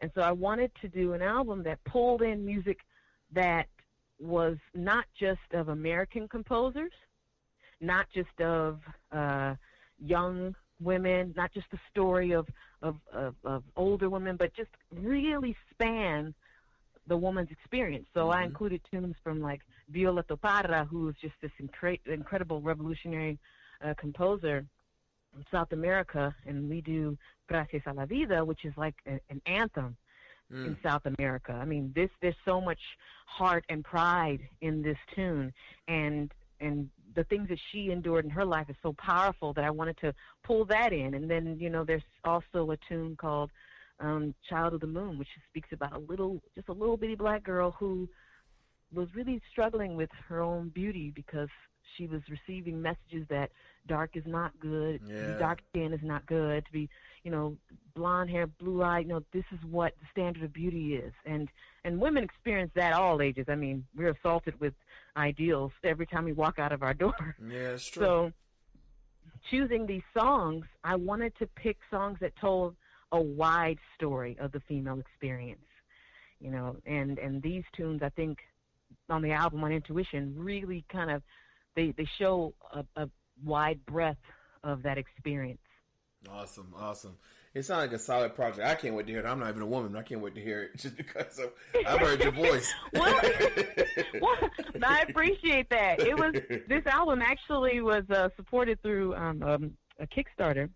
Oh, okay. And it was really touching that, so many people were willing to donate and lift up this project, and it was supported by both men and That's women. Awesome. That's so, awesome. in order for us to move forward in this movement, yes, women, we can carry the torch, but the men have to be a part of it as well. Yeah, that's true. Yeah. They have to speak out and be part of it. Mm-hmm. Absolutely. And so for me, this album represents that. And so Intuition comes out February 22nd. I got to put that out there. Are you excited for the world to hear this? Are you? Oh, my gosh. I'm so excited. Yeah. I mean, we've done a few shows already revealing the new music at showcases and things like that, and the response has been so overwhelming. And that gives you even more courage to know you're moving in the right direction hopefully these tunes, we can go from being sultry into, soulful and stomping our feet and singing in other languages, and then we go to Africa. Right. We do everything. All around the world. We go all around the world with this album, but we keep the through line. We definitely keep that through line of celebrating and championing these women, and through my voice, which is ultimately my personal experience with this music. So Intuition, watch out. Watch out. It's coming. It's coming your way. It's coming your way. It's coming. Tell everyone where they can keep up with you on your social media or website. What's the best way to keep up with you? The best way to keep up with me, I suppose, is any other way that people do, but Alicia Olatuja. Okay. That's Alicia, OLATUJA.com. I am the only Alicia Olatuja in the world. I have Googled it and discovered that this is the fact. So you can follow me on Facebook and Instagram, and I definitely will keep people up to date. I even have a show coming up pretty soon in Atlanta. So, oh, wow. It's I'm really excited. It's going to be May 25th at the Jazz Festival, the Atlanta Jazz Festival. I just got that date, literally 2 days ago. Check it So out. I'm really excited. Yeah. I'm really excited. That'll be amazing. Congratulations on all your success. Thank you, and you too. Thank you. Again, the album is called Intuition. It's out February 22nd. Alicia Olatuja, excuse me. Thank you so much for your time. I wish you nothing but continued success and the best luck on this project. Thank you so much. All right. Right back after this.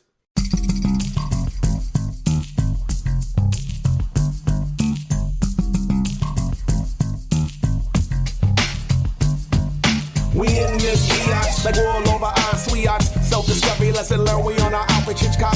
East Coast hard, West Coast hard. Rest in peace, Tupac, poetic hip-hop. Round and round we go.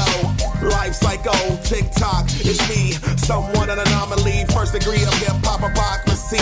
Never fit in what you motherfucking label me. As I sit back and watch, never interject. Money in the bank with the ill concept. Vision is clear, never gets complex. Chillin' on the scene like Peace Hotel. For the 1800 and vanilla coke. Sit back and chill, maybe even smoke. Summertime lounging, good to go. Chillin' at the beach, that's how we roll. I make it sexy, baby. Make it sexy, make it super fly. I make it sexy, baby. Make it sexy, make it fly high. I make it sexy, baby. Make it sexy, make it super fly. Make it sexy, baby. Make it shake it, just like sexy, baby. We do the scene stillers, way back Castillers. Hollywood Hill, real dealers, no filters. Lounging in the cut with the cold chillers. Twisted on the sun, propaganda for fun. Run, forest, run, dream builders. Fly establishment, clean with fresh kicks. Good eating, sunbathing where the money went. Harlem bars, Harley stars, two twisted Uber cars. Stripper poles, diamond gold, church basket, tied and hold. Private gyms, assaulting ribs, exclusive diamond fold. Friends, purple label, more stable. Life coach, now you're able. Cabotins, spas, tins, freaky hints. But yo, where the money, where to make it sexy, baby. Make it sexy, make it super fly. Make it sexy, baby. Make it sexy, make it fly high. I make it sexy, baby. Make it sexy, make it super fly. I make it sexy, baby. Make it shake it, just don't break it, get that sexy. Scene stillers, Hollywood heel dealers. Lounging in the cut with the big willers. Rocking clean whips and fresh kicks. Harlem bars, Harley stars, twisted Uber cars. Car ride by with the booming system. Throwback vibe with a good detention. Lover who you are, don't be scared to mention. Chillin' with my beats, no ill pretension. Catch the waves, dancing days, Sundays, fun days, Fridays, payday, make money any day. Whatever you do, love it and be free. And remember, I'll make it sexy, baby. Make it sexy, baby. Make it super fly. Make it sexy, baby. Make it sexy, make it fly high. I'll make it sexy, baby. Make it sexy, make it super fly. Make it sexy, baby. Make it shake it, just don't break it, get that sexy. Make it sexy, baby. Make it sexy, make it super fly. Make it sexy, make it fly high. Make it sexy, baby. Make it sexy, make it super fly. Make it shake it, just don't break it, get that sexy. Make it sexy, baby.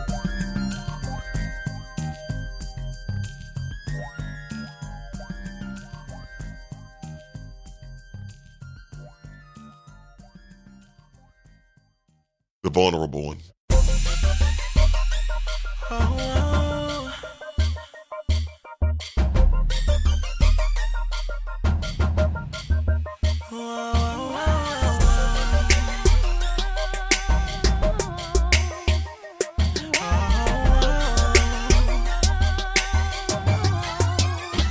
Don't make me wait, no.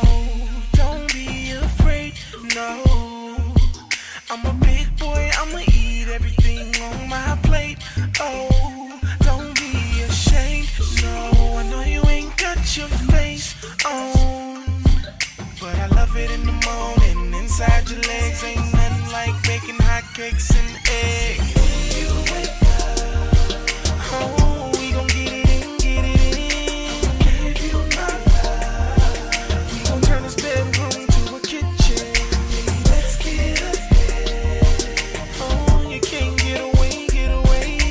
Give you my bed. Stop playing, girl, give me them cakes. Rolling and rolling, girl, between the sheets we rolling. Nothing but love in the morning. I got to have breakfast in bed. Squeezing and teasing. If you put it in my face, I'm eating. Nothing but love in the morning. I got to have breakfast. Some call me loco, but I need it all so bad. When you give it early in the morning, got me twitching. Eyes roll back when I'm staring at the ceiling. Girl, you and I, how many licks just to get to your center? When I beat that batter, girl, I'ma fry them cakes with a cast iron skillet. You wake up, oh, we gon' get it in, get it in. Give you my love. We gon' turn this bedroom to a kitchen. Let's get ahead.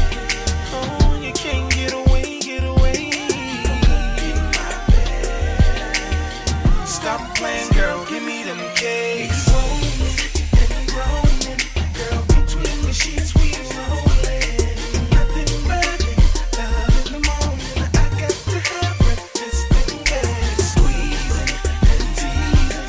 If you put it in my face, I'm eating. Nothing but love in the morning. I got to have breakfast in bed.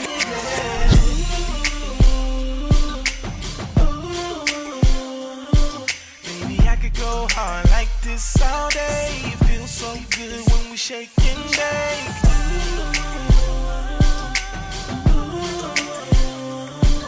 When you curl your toes and you grab my hand, this is the sound when we make it, man. Wake up, oh, we gon' get it in, get it in. Give you my love. We gon' turn this bedroom to a kitchen. Let's get ahead. Oh, you can't get away, get away. Get my bed. Stop playing, girl, give me them cakes. Girl, between the sheets we rolling. Nothing but love in the morning. I got to have breakfast in bed. Squeezing and teasing. If you put it in my face, I'm eating. Nothing but love in the morning. I got to have breakfast in bed. Rolling and rolling, girl, between the sheets we rolling. Nothing but love in the morning. I got to have breakfast in bed. Squeezing and teasing. If you put it in my face, I'm eating. Nothing but love in the morning. I got to have breakfast in bed.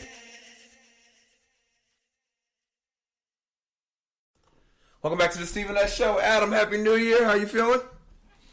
Happy New Year to you. I'm feeling great. How about you? I can't complain. How was your holiday season?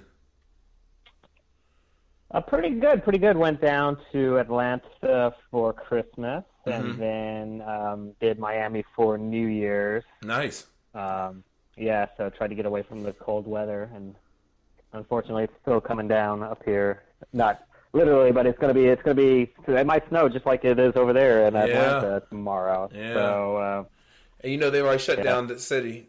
They shut down the city. They announced at 11 o'clock schools, this morning. right? Schools, the government offices, everything. They announced this morning at 11 o'clock. Yeah. They couldn't announce it fast enough, I don't think. I guess not. Yeah, they were ready. Well, welcome back, and I'll let you and Chike take over with movie reviews. Sure thing. So I just want to go over, it's we've been gone for a little while, so saw a few movies here and there, but I just want to follow up on my two highlights. And the first one is one that Chike saw a while ago, actually, before the break, Spider-Man Into the Spider-Verse. And for anyone who hasn't seen it yet, go see it. This is an animated picture following a Spider-Man, Miles Morales, who is one of the many different Spider-Man out there. And what happens in the story is it opens up the Spider-Verse, where you get to see very different versions of Spider-Man, including like an obscure 1980 Spider-Pig, or Spider-Ham, I think is what they call him. And it really just follows his story, but it's well done. The animation style is kind of unique, even for an animated picture. It has a comic book kind of styling to it. The storyline's well done. It's well written. You have a good cast of actors in it, from Mahershala Ali to John Mulaney, Nicolas Cage, Jake Johnson. So highly recommend. I know Chike already talked about it, but I think it was the best superhero movie of last year. Definitely best animated picture of last year, and I do hope it wins that award. But yeah, this movie has it all, and bring the kids. It's just great all around. And then to change tracks, I also went to go see another nominated movie, Vice. And Vice, for anyone who's unaware, follows it's a satire film following the Vice President Dick Cheney and his rise to power and becoming the most powerful vice president in the United States. This does star Christian Bale, Amy Adams, Steve Carell, Sam Rockwell, Tyler Perry. So it has a huge cast of characters. That's directed by Adam McKay, who did The Big Short and Anchorman, for those unfamiliar with Big Short. And this one was pretty good. I will say it kind of ended, and it's tough with some of these biographies, especially for people who haven't passed away per se, that they end their story and then that's it. And, they live on and they do whatever they do in their private lives. But overall, it was fine. I can see, because I know it's gotten a little bit mixed reviews from people, I can see the pluses and the minuses. You do see the great performances by the whole cast. You also kind of see, though, how villainous Dick Cheney was during his time period, when he was working for Donald Rumsfeld and working for Gerald Ford and working for the Reagan administration, and then finally the Bush administration, and the atrocities he did. So it's one to watch if you're looking for something a little different. I don't think it's Best Picture quality, but even nomination quality, but still worth a watch, especially if you want to kind of just see a little bit more of kind of a political story. Nice. Well, I did see a couple of movies over the vacay, but most of those are part of my Oscar list, which I'll be going over shortly. But one of the better films that I did see, not in the theater, was on Netflix. It's called The Lobster. Check that out. You can Google it, look at the trailer, The Lobster. And it is basically a story about people not being single in this universe that they created for this movie. You're not allowed to be single. You have to be in a couple. And couplehood is very much promoted in this universe. And if you're not in a couplehood, after 45 days, you become an animal. Check it out. Sounds weird. It's a very to the left movie, but check it out. It's science behind it. I wouldn't steer you wrong. Okay. Adam, you want to talk Oscars with me? Yeah. Okay. So Best Picture, Black Panther, Black Klansman, Bohemian Rhapsody, The Favorite, Green Book, and Roma. A Star is Born, and Vice. Where's your pick? Oh man, I have to make a pick already. I mean, I've got a few weeks to think about it, but I will say I've seen almost everything but The Favorite and A Star Is Born. And an interesting side note: the director of The Favorite is also the director of The Lobster. So I haven't seen it yet, but if it's that's why Rachel Weisz is in them. She's in them both. Ah, interesting. Okay, that's good to know. But yeah, so I don't. You know what? It's too. I do want to see. I don't want to see A Star Is Born. I'll say that right now. But I do want to see The Favorite before I make a decision. I think it's. And I mean, to me, I think it's kind of the lineup was kind of weak. I thought this year, and maybe it was kind of a bad year for movies, or at least movies that were kind of arty or what the Academy likes. But what are your thoughts? Wow. All these movies were good. The only one I didn't see was, two. I didn't see Roma, and I didn't see Vice. Okay. Wow. If they do it by popularity, Black Panther has it hands down. If they do it by popularity. If they do it by artistry, well, I would say Bohemian Rhapsody. Okay, go see Roma. Yeah. It's really good. Roma? Okay. Yeah, and I don't want to call it Oscar bait, but it does skew towards that. Okay. I think out of my current choices, that's my top choice right now. And then probably Black Klansman would be after it out of what I've seen so far. So. And this is what I was saying about Black Klansman. If it wins, I'm just in it for Spike Lee's acceptance speech. I just want to hear that. I want to know what he's going to say because he has felt snubbed by the Academy for so long, and he wanted to get in for so long, and he had great feeling about the Academy. So I'm really, really curious to hear what he would say on his acceptance speech. Yeah, well, he can win director, and then we get to hear what he says. So yeah, that's always a possibility. But yeah, I don't know. We'll see. I'm going to try to catch up on everything I can. Okay, so I guess me asking about the best actors and everything, that would have to fall after you see the rest of the movies because you couldn't judge everyone's performance, right? Yeah, for the most part. Like, I haven't seen Willem Dafoe in At Eternity's Gate. I did really like Rami Malek in Bohemian Rhapsody. Yes. So if I had to choose, it might be him. Christian Bale does do a good job of becoming Dick Cheney in Vice, but I don't know. It just wasn't. It didn't wow me, I guess, as Bohemian Rhapsody did. And I really need to see the Favorite because apparently there's a lot of nominations in that. Yeah, Olivia Colman's actually nominated. But all the nominated actresses, I'm really rooting for Melissa McCarthy. I don't even care about anything else. I just want her to get an Oscar. Well, I heard that movie was really good. Yeah. And she works hard. Like, she's hilarious. And she's just, I don't know. I have a penchant for people that are the unexpected. And when they win something, I love that. Yeah. Like, I hope Lady Gaga doesn't win. Not that I've seen A Star Is Born, and not that I have anything wrong against her, but I think everyone else probably did a better job in their films. So, and then for supporting actor, I think Mahershala Ali did a really good job in Green Book. Have you seen Green Book yet? Did you like it? I did like it. I see why it's nominated, but I wasn't expecting it. Like, I wasn't expecting it to be really there, like a part of the nomination. I mean, it's kind of set up that way, but when I watched it, I didn't get that totally from it, if that makes any sense.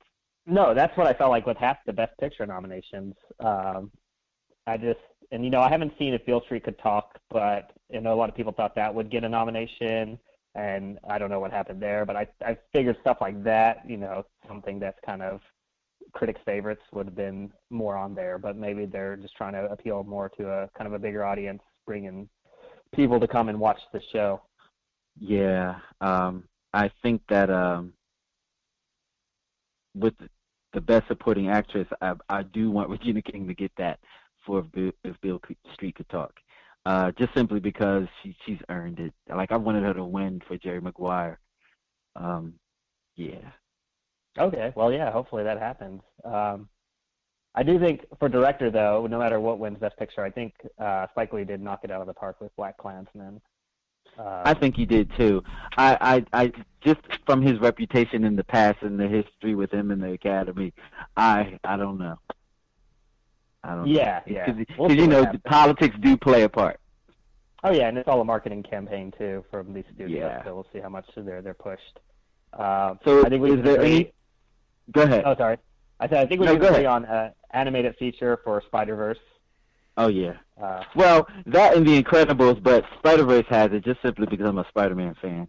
I like The Incredibles too, but yeah. I did too, but it's not as unique. It didn't make me leave the theater saying, "Wow, that movie really made me kind of change my opinion."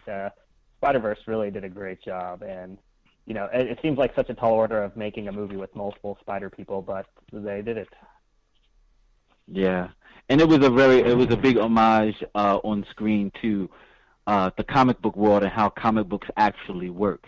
A lot of people don't know that. They just think that a comic book is a book like there's a book of Spider-Man, but what they don't know is there's Spider-Man and then there's different universes of Spider people, and not just, you know, the different Spider people, but even Peter Parker himself being Spider-Man, there's different universes within the Peter Parker Spider-Man. So it's a layer cake.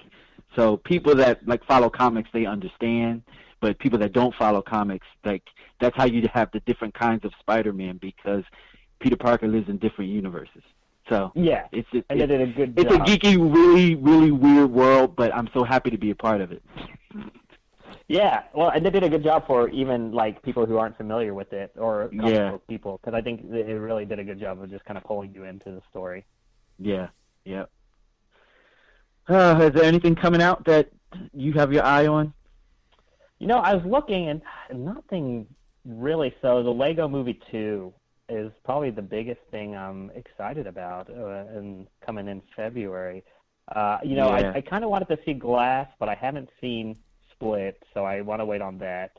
The Upside, I know, was kind of just like, some people liked it, some people said it was just okay, but yeah, nothing really is like jumping out at me. Yeah, I'm not really moved, and I didn't see Glass either.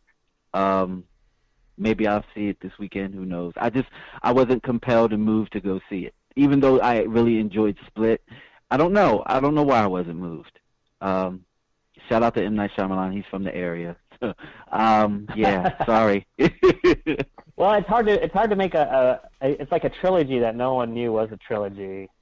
Yeah. And it's like from a movie 15 years ago and then a movie a few years ago. So it's such a weird mix. So yeah, I think the Lego Movie really, and I think they'll do a great job with it. So okay, that'll be high on the list. And I don't know, television has really been kicking out some good ones. Have you started watching the series You on Netflix? No, not yet, but someone else was talking about it. Is it pretty good? It's very creepy. Very, very creepy. Very creepy. It's so like today. It's so now.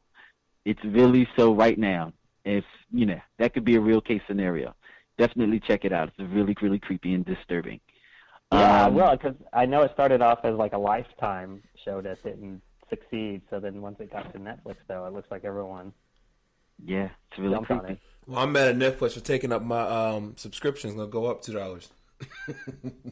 Well, you're paying for Pookie and Raekwon and them that's using somebody else's.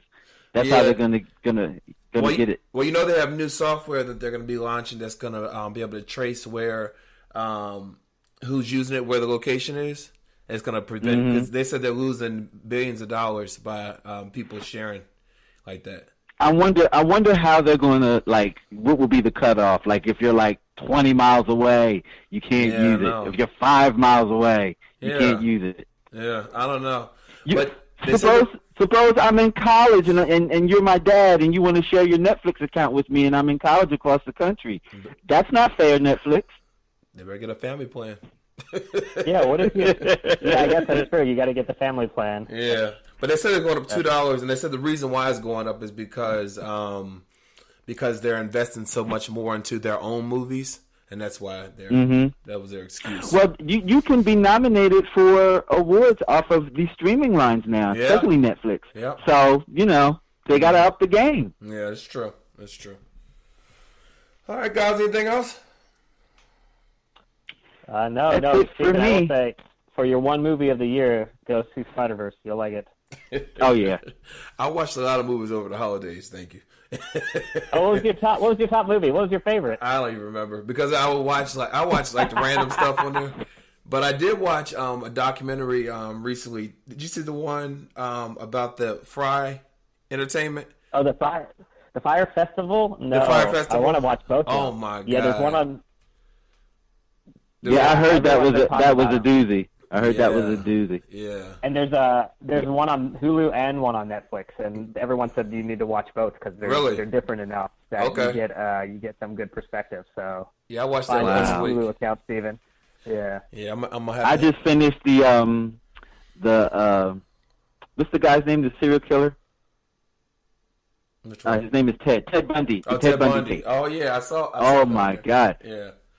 Yeah, that was good. He's crazy. Well, was crazy. Yeah. Yeah. All right, guys. Well, as always, thank you for letting us know what to spend our money on, what not to. Welcome to 2019, Season 9, and have a great week. See you next Monday. All right, thanks. All right. Right back after this.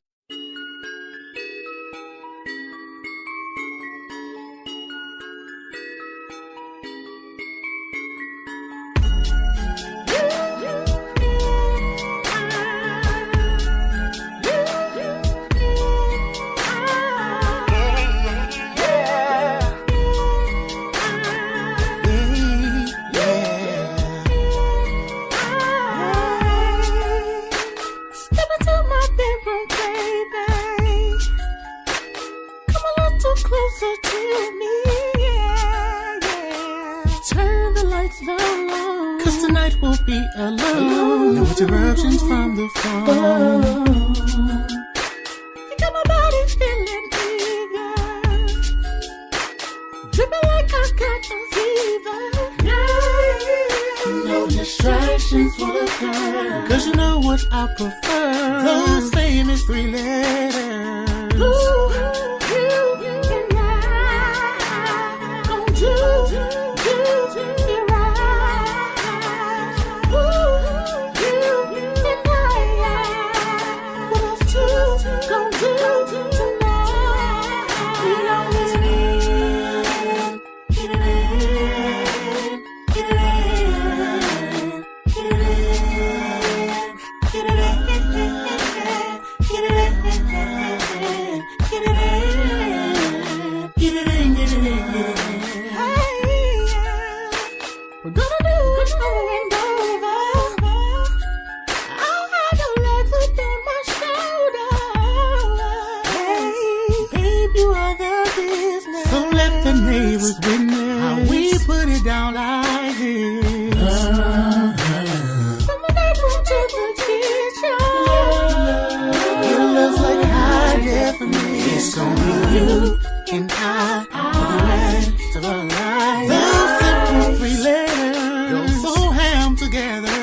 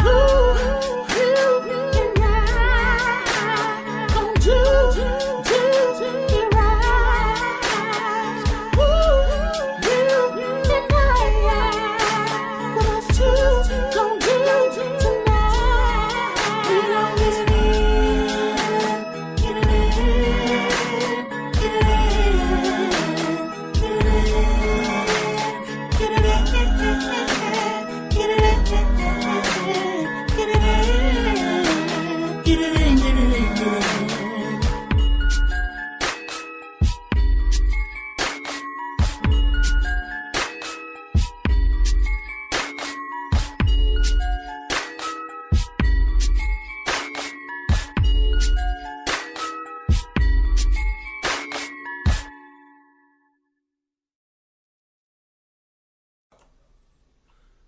This is Miss Parker, and you're listening to the Stevie Knight Show. Welcome back to the Stephen Knight Show. Aaron Cosby, Happy New Year. How you doing? Happy New Year, Stevie K. Yes, Stevie sir. Stevie K, what's good? What's good? What's good? How was your break? Quick. It was Man. quick? Yeah. Did you do anything exciting? I'm excited, man. I'm excited. 2019. Can you believe it? 2019. I know. It's crazy. It's crazy. But I'm excited about this year. Wow. I definitely am, you know? Yeah, same here. Did you watch any of the NFL championship games? I watched highlights. I don't get to watch all of them because I had so much going on. But I know they were not excited about the Patriots game. They were not. All my New Orleans people, not Patriots, Saints. All my people were mad about. They were mad about. Yeah. What do you think? Now, Was the call at the end? Was there? You think there was cheating or anything done, or a bad call? Well, okay, it was a bad no call. Okay. So let's for everybody, let's kind of clear it up. A bad call is that the referee would have made a call and said that something happened, Right, and when it didn't happen. Mm-hmm. This was a bad no call, meaning that the refs didn't call anything. Right. Yeah. They let it slide. Yes, it was a bad no call. Yeah. There should have been a flag. I'm not a Saints fan. I am a fan of fairness. Right, And that's what that it is. On that play, because people want to talk about, well, what about some of the other plays that the refs didn't call? We're not talking about those. Right, we're talking about this. Yeah, exactly. About this was so. The reason I think why this was so bad was because, well, a few different factors. If it would have been called, I guarantee that the Saints would have won the game. You think so? But it would have been highly likely that they would have won the game. They would have been right there, pretty much within maybe like the 2-yard line one. I mean, they would have been able to score. Whether it was a touchdown or a field goal, they would have scored. Mm-hmm. Now, who's to say that? And also, there wouldn't have been maybe like 4 seconds left. Like the Saints would have been able to run the clock down. Yeah. And in essence, they could have either kicked a field goal, which field goals are not 100%. They can, you can either miss way. it. Yep. Or they would have scored a touchdown. It would have been that close. Exactly. And we would have been talking about another team going to the Super Bowl. All right, that's not what happened. That's not what happened. Nope. Not at all. So with that particular call, it was just I don't know what the ref was looking. I mean, I've seen the video. I've seen pictures. He's looking right at the play. Yeah. I mean, he's looking right there at it. You can see him in the image. He's looking right at it. His hand is nowhere near his belt where the flag is at. Like, no, he's like, I ain't calling it. I see it, but I ain't gonna pull no flag, and you ain't gonna make me pull a flag. Right. Right. Exactly. And I don't know if maybe he's used to maybe other football leagues or something. I don't know. Maybe rugby. I don't know. But he wasn't feeling it. He just wasn't feeling it. Now, it has come out that this particular official has history with the Rams. He used to be a player for the Los Angeles Rams. Oh, wow. Okay. So there's a conspiracy that, maybe he let it slide because he wanted his team. Right. He was rocking exactly. The team. Uh-huh. Well, that's where you get, that to me is where you get to a bigger question. officials who have ties, history, Yeah. conflicts of interest. Cause to me, that is a conflict. Yeah, it really is. That is a major conflict of interest. Yeah. You should not be officiating a game where you have a conflict of interest. Exactly. He had a conflict of interest, and he should not have been part of that officiating crew. I don't care if he played for them 20 years ago, 50 years ago, 100 years ago, whatever. Right. There's a conflict of interest there. I agree. Yeah. I agree. Yeah, he should not have been, But anyway, so that's something also that I think that the NFL needs to address in the Going future. forward, yep. I agree. Yeah, you have to have an impartial crew. You can't have officials that have ties to teams that are playing in the games that they're officiating. That's I agree. I agree. Let me ask you. There's a lot. Go ahead. I'm sorry. I'm saying there are a lot of controversy over the Super Bowl. Not necessarily. Well, obviously we know because of the game what happened, but with Gladys Knight, she's singing the national anthem, and a lot of people feel like, and even Travis Scott's performing. And Big Boy's performing during the halftime show with Maroon 5, but they feel like that the black artists should boycott, like Rihanna did, Jay-Z did, and whoever else, because of the whole Colin Kaepernick thing. Gladys Knight addressed it and said that she's been doing this a long time in terms of standing up for civil rights and that kind of thing, and she sees it as a way of bringing the country together by her performing it. What are your thoughts on all that? Okay. Auntie Gladys. People need to leave Auntie Gladys alone. Let Gladys. It's her birthday, by the way. Happy birthday. She turned 74. Oh, happy birthday. Yeah. Miss Knight, happy birthday. Yes. No relation to Stephen? Or is it? No, there's not.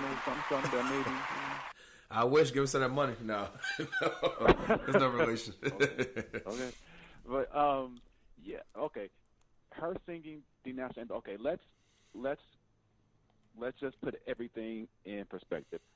Miss Knight is from Atlanta, born and raised. Yep. She is a Georgia peach.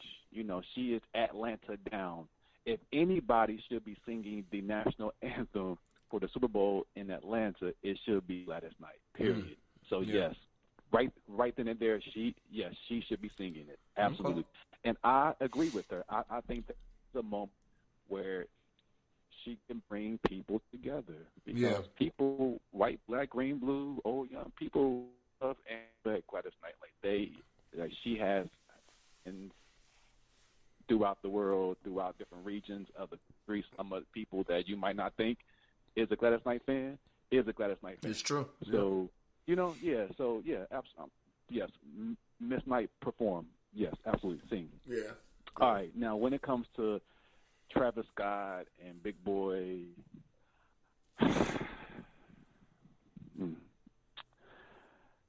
Okay. Big Boy, he ain't doing big things in like a while. You know what I'm saying? Like this is a come up. Right. Him performing at the Super Bowl. Yeah. That exposure in his hometown. Yep. I'll let it slide. Like, okay, yeah, whatever, and cool. And also, if people don't like it, like I'm not going to watch. Right. I'm not watching. So if show them that you're not feeling it, not watching it. Mm-hmm. Go knit a sweater. Go help out the home. Go feed the homeless. Go cut somebody's grass. Whatever. Do something else. Don't watch the game. Yeah, that's true. But if somebody, and also for the record, hope that people know, these artists do not get paid. No, they don't get paid. Nope. They make no money from this performance. Now, there might be other ways that they get money, but as far as with this performance, they are not. Exactly. So this is them doing this thing because they want to do it. Okay. What is your thought on it? On Big Boy, Miss Knight, everybody. Gladys Knight, I can see. People say she's canceled. I don't think she should be canceled. First of all, she's a legend. And she wasn't on the front lines back in the civil rights. When it was prevalent. She's paid her dues. Right. Absolutely. Exactly. Give her respect. Period. Now, in terms of the artist performing, I'm kind of on the fence with that, just because, again, the whole Colin Kaepernick thing, and I see why people were being unified by not performing. They turned down because they wanted to show support. So although I understand this is your hometown, you know, and the visibility it'll give you. I also think that it's I don't know, it's a double-edged sword, you know, because yeah. So I'm torn. Well, okay. If I had to choose for them to perform, would I want them to perform? No, absolutely not. I want that thing to be just an empty halftime show with nothing, just space. Just air, space. You sitting there waiting on the players to come back in for the second half. Exactly. Unfortunately, that's not the situation. Case. I think Big Boy and they shouldn't do it. But if they are going to do it, do it. But, but again, don't just don't watch. Right. If you don't like it, don't watch. Exactly. Yeah. Well, it's that's how you get them. Yeah. Viewership. Don't watch. Exactly. Well, it's Super Bowl fever here in Atlanta. I mean, they started events this past weekend, leading up to it's Sunday. So, I mean, I was even. It ain't all that though, is it, Stephen? Like this doesn't feel the Super Bowl doesn't. It doesn't feel like it used to be. It doesn't. It doesn't. It doesn't. Yeah. I was actually walking downtown and they've had signs up. I mean, the city of Atlanta is excited about it, obviously, but it doesn't feel like it. And it was funny because I was listening to the gospel station the other day, and they had a commercial talking about some come out to our annual Super Bowl gospel concert. I'm like, when they have a gospel concert? Huh? Yeah, everybody trying to get on this money. Man, they're trying to capitalize, bruh. They are. Bruh. Well, I just gotta say this, and then I will end it here. Okay. There was also rumors that the NFL rigged it because they wanted the larger market teams to play. You know, the LA market and the Boston market. Boston market, like the restaurant. Okay. Yeah, so the Boston market, food. Okay. Right. Boston market, LA market, Super Bowl for ratings, more people watching it, this and that. Well, I had heard that ticket sales are kind of down for the Super Bowl. Like, they're not. People aren't really buying the tickets to actually go to the game in. Exactly. Like, and see, I think that if that's the case, that the NFL did that, which we don't have proof of that. Well, maybe we do with that no call. But anyway, I would think that they would have thought about having the Saints be in it because the Saints fan base, they can drive. A smaller market, but they can drive to Atlanta. Strong. They can. And they can drive to Atlanta. But they had to, because it was funny when I was in for New Year's Eve. I was in New York. And so one day I was up there. We were looking at what the going prices were for Airbnb and for hotels in Atlanta during Super Bowl. And I mean, there was the area because you lived here for a long time. But Norcross, there's a hotel in Norcross. It was like a Days Inn or something, charging $900 a night. I'm like, they lost their mind. But a lot of more. Steven, you got an extra room, right? You got extra couple of bedrooms. Yeah, I don't want nobody in my house. Capitalize. But no, Miss Parker thought about doing it, but then she changed her mind. But the thing is, they had to reduce the prices because since the Saints lost 20%, they took a hit on 20% of people who would have come because they could have driven up from New Orleans. You know what I mean? Exactly. So and I think if that's what the NFL was trying to do, I feel that it's backfiring. Yeah. I really do because I had my palate. I was savoring Drew Brees against Tom Brady. I wanted that so bad. Yeah. I wanted that so bad. Yeah. And I think that the majority of football fans wanted to see that. Like that to me would have been the ultimate Tom Brady, Drew Brees. Like, come on. Yep. Saints, here in Atlanta. Patriots in Atlanta. Yeah. Oh my gosh. Right. And now we get the Rams and the Patriots. Yeah, one of my friends had he has like an apartment, a single apartment off his house, and he had to reduce his price today, because he wasn't getting any hits. He only got one hit. Yeah, people are not feeling this. No. They're not feeling this. It would have been better if it would have been the Rams and the Chiefs. I think that would have sparked interest because the two new teams, young, Yeah, exactly. Quarterbacks, young players, like that would have been. But the Patriots, who whatever, and the Rams, it's just I'm not buying it. Yeah. I'm keeping it on the shelf. I don't want it. It ain't going in my grocery cart. I'm walking out the store. Well, let me get your opinion on another hot story everyone's been talking about. Anthony Davis wanting to requesting to be traded to a better team. Oh yeah. What are your thoughts on that? Okay, well, think about this though. Before I answer it, how ironic is it? New Orleans, L.A. Yeah. He wants to leave New Orleans to go to L.A. It's it's like the Saints. It's this New Orleans LA thing. Maybe it's going to be a rivalry that's like brewing up. Maybe right. This might be one of the future rivalries in sports. Yeah. It might be the New Orleans market and the LA market. I don't know. All right, with him leaving, yes, it was. I talked about it a while ago. Like, yeah, he's going right to LA. Yep. He's going to be with LeBron. He should. I shouldn't say that he should. But he needs to. He's not going to do anything in New Orleans. He needs to go to L.A. They're going to offer him some good money, whatever. Fly, brother, fly. Spread your wings. Play hard. Yeah, and yeah, thumbs up for it. Yeah. I'm for it. Yeah, I'm for it. Absolutely. Yeah. Yes. Please make it happen. Please make it happen. Yeah. All right. Well, we'll see what happens. What is your take on it? Like players, because see, back in the 90s, 80s, whatever, back in the day, typically a player who got drafted by a team stayed with that team. Right, and that's what I was watching. One of the commentators was saying on ESPN, he was saying that back in the day, that you build around that exactly. Player, like that's Jordan. What he's saying. Yeah. He said they're not asking to be traded, but they say that this might be a game changer for the league. By this going through, it'll change. More players will start doing the same thing. Yeah, but see, and what's going to happen?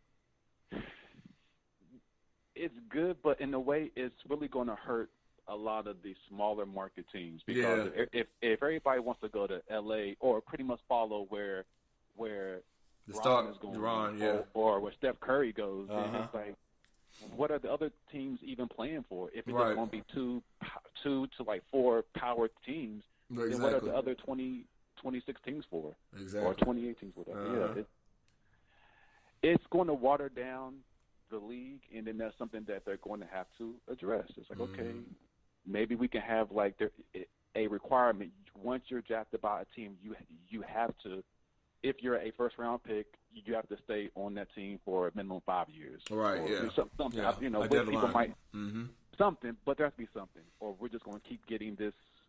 Same, Or actually, to me, I don't know. Maybe it'll shift. Maybe things will shift and people will kind of go back to the days of where you stay with your team and the team build through the draft and through, trades, whatever. Built around you. You'd have to go to another team to try to win a championship. Exactly. The championship came to you. Yep. Because Jordan, if think about it, back in the day, Jordan would have. If this is the case, Jordan would have. He would have bounced. Like, okay, I've been here five it's time. Years. It's time. Ain't nothing happening. Right. I'm going to Detroit. Exactly. Or I'm going to L.A. with Magic. Yeah, he didn't do that. He wrote it out. And he was rewarded for it. Most definitely. Highly rewarded for Most it. definitely. So anyway, we'll see. But yes, Anthony Davis, I do see is going to the Lakers, and I'm supporting it. I'm all for it. Yeah. Sounds great. Anything else? Good, man. We got all that out. That was like a month. That was good. And a half worth of, exactly. Of good conversation. Exactly. I agree. Yes.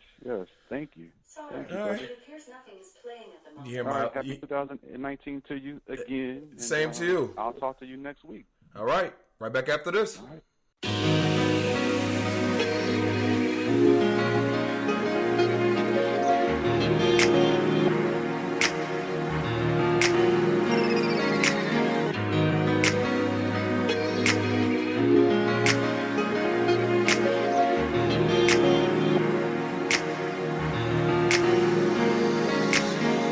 Made love into the sunlight. Can't believe I had you going all night. A touch here, pulled hair, back it up, right there. Girl, you know you did some things to me slowly. Got me thinking I should call you my shorty. You the type that I could bring around the homies. Down for me, I ain't never gotta worry. Tease me, kiss me, squeeze me. Tell me that you miss me. Tell me you and I are meant to be. Forever you and I T-Y. Cause I'm that guy. Love at first sight when you caught my eye. Never do I ever wanna make you cry. Baby, be mine and we'll fly so high, so high. It's the morning after. It's the morning after.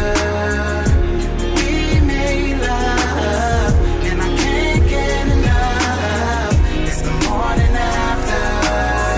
It's the morning after. We made love and I can't get enough of you.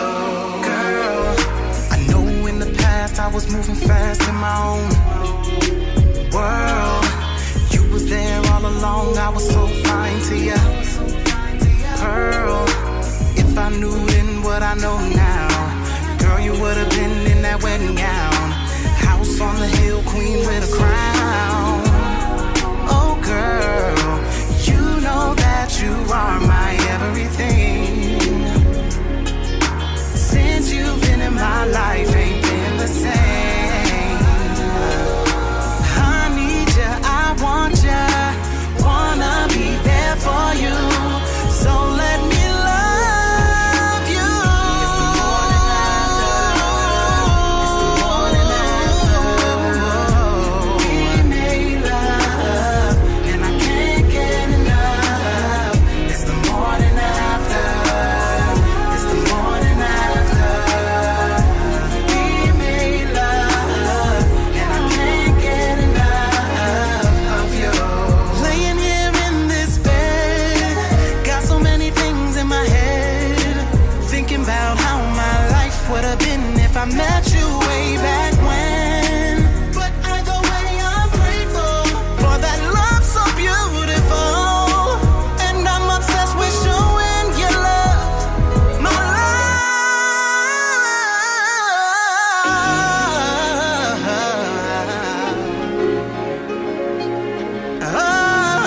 Oh, baby, it's the morning after.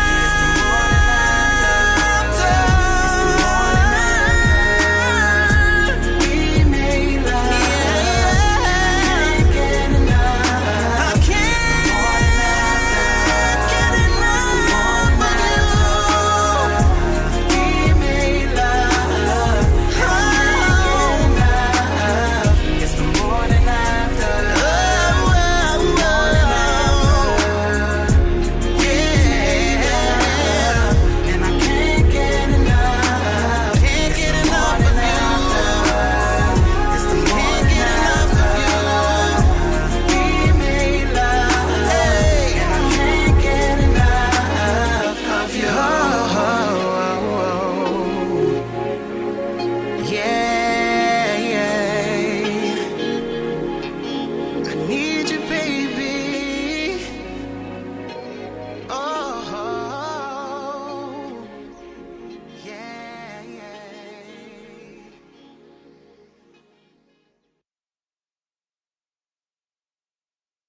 Hi, this is Dr. Heavenly from Bravo TV's Married to Medicine, and you are listening to The Stephen Knight Show. Well, that's our show. I want to thank you so much for tuning in tonight. It's so good to be back with Season 9. Special shout out to Alicia Olatuja for joining us. Don't forget, you can go to our website to find out more information about her new album coming out.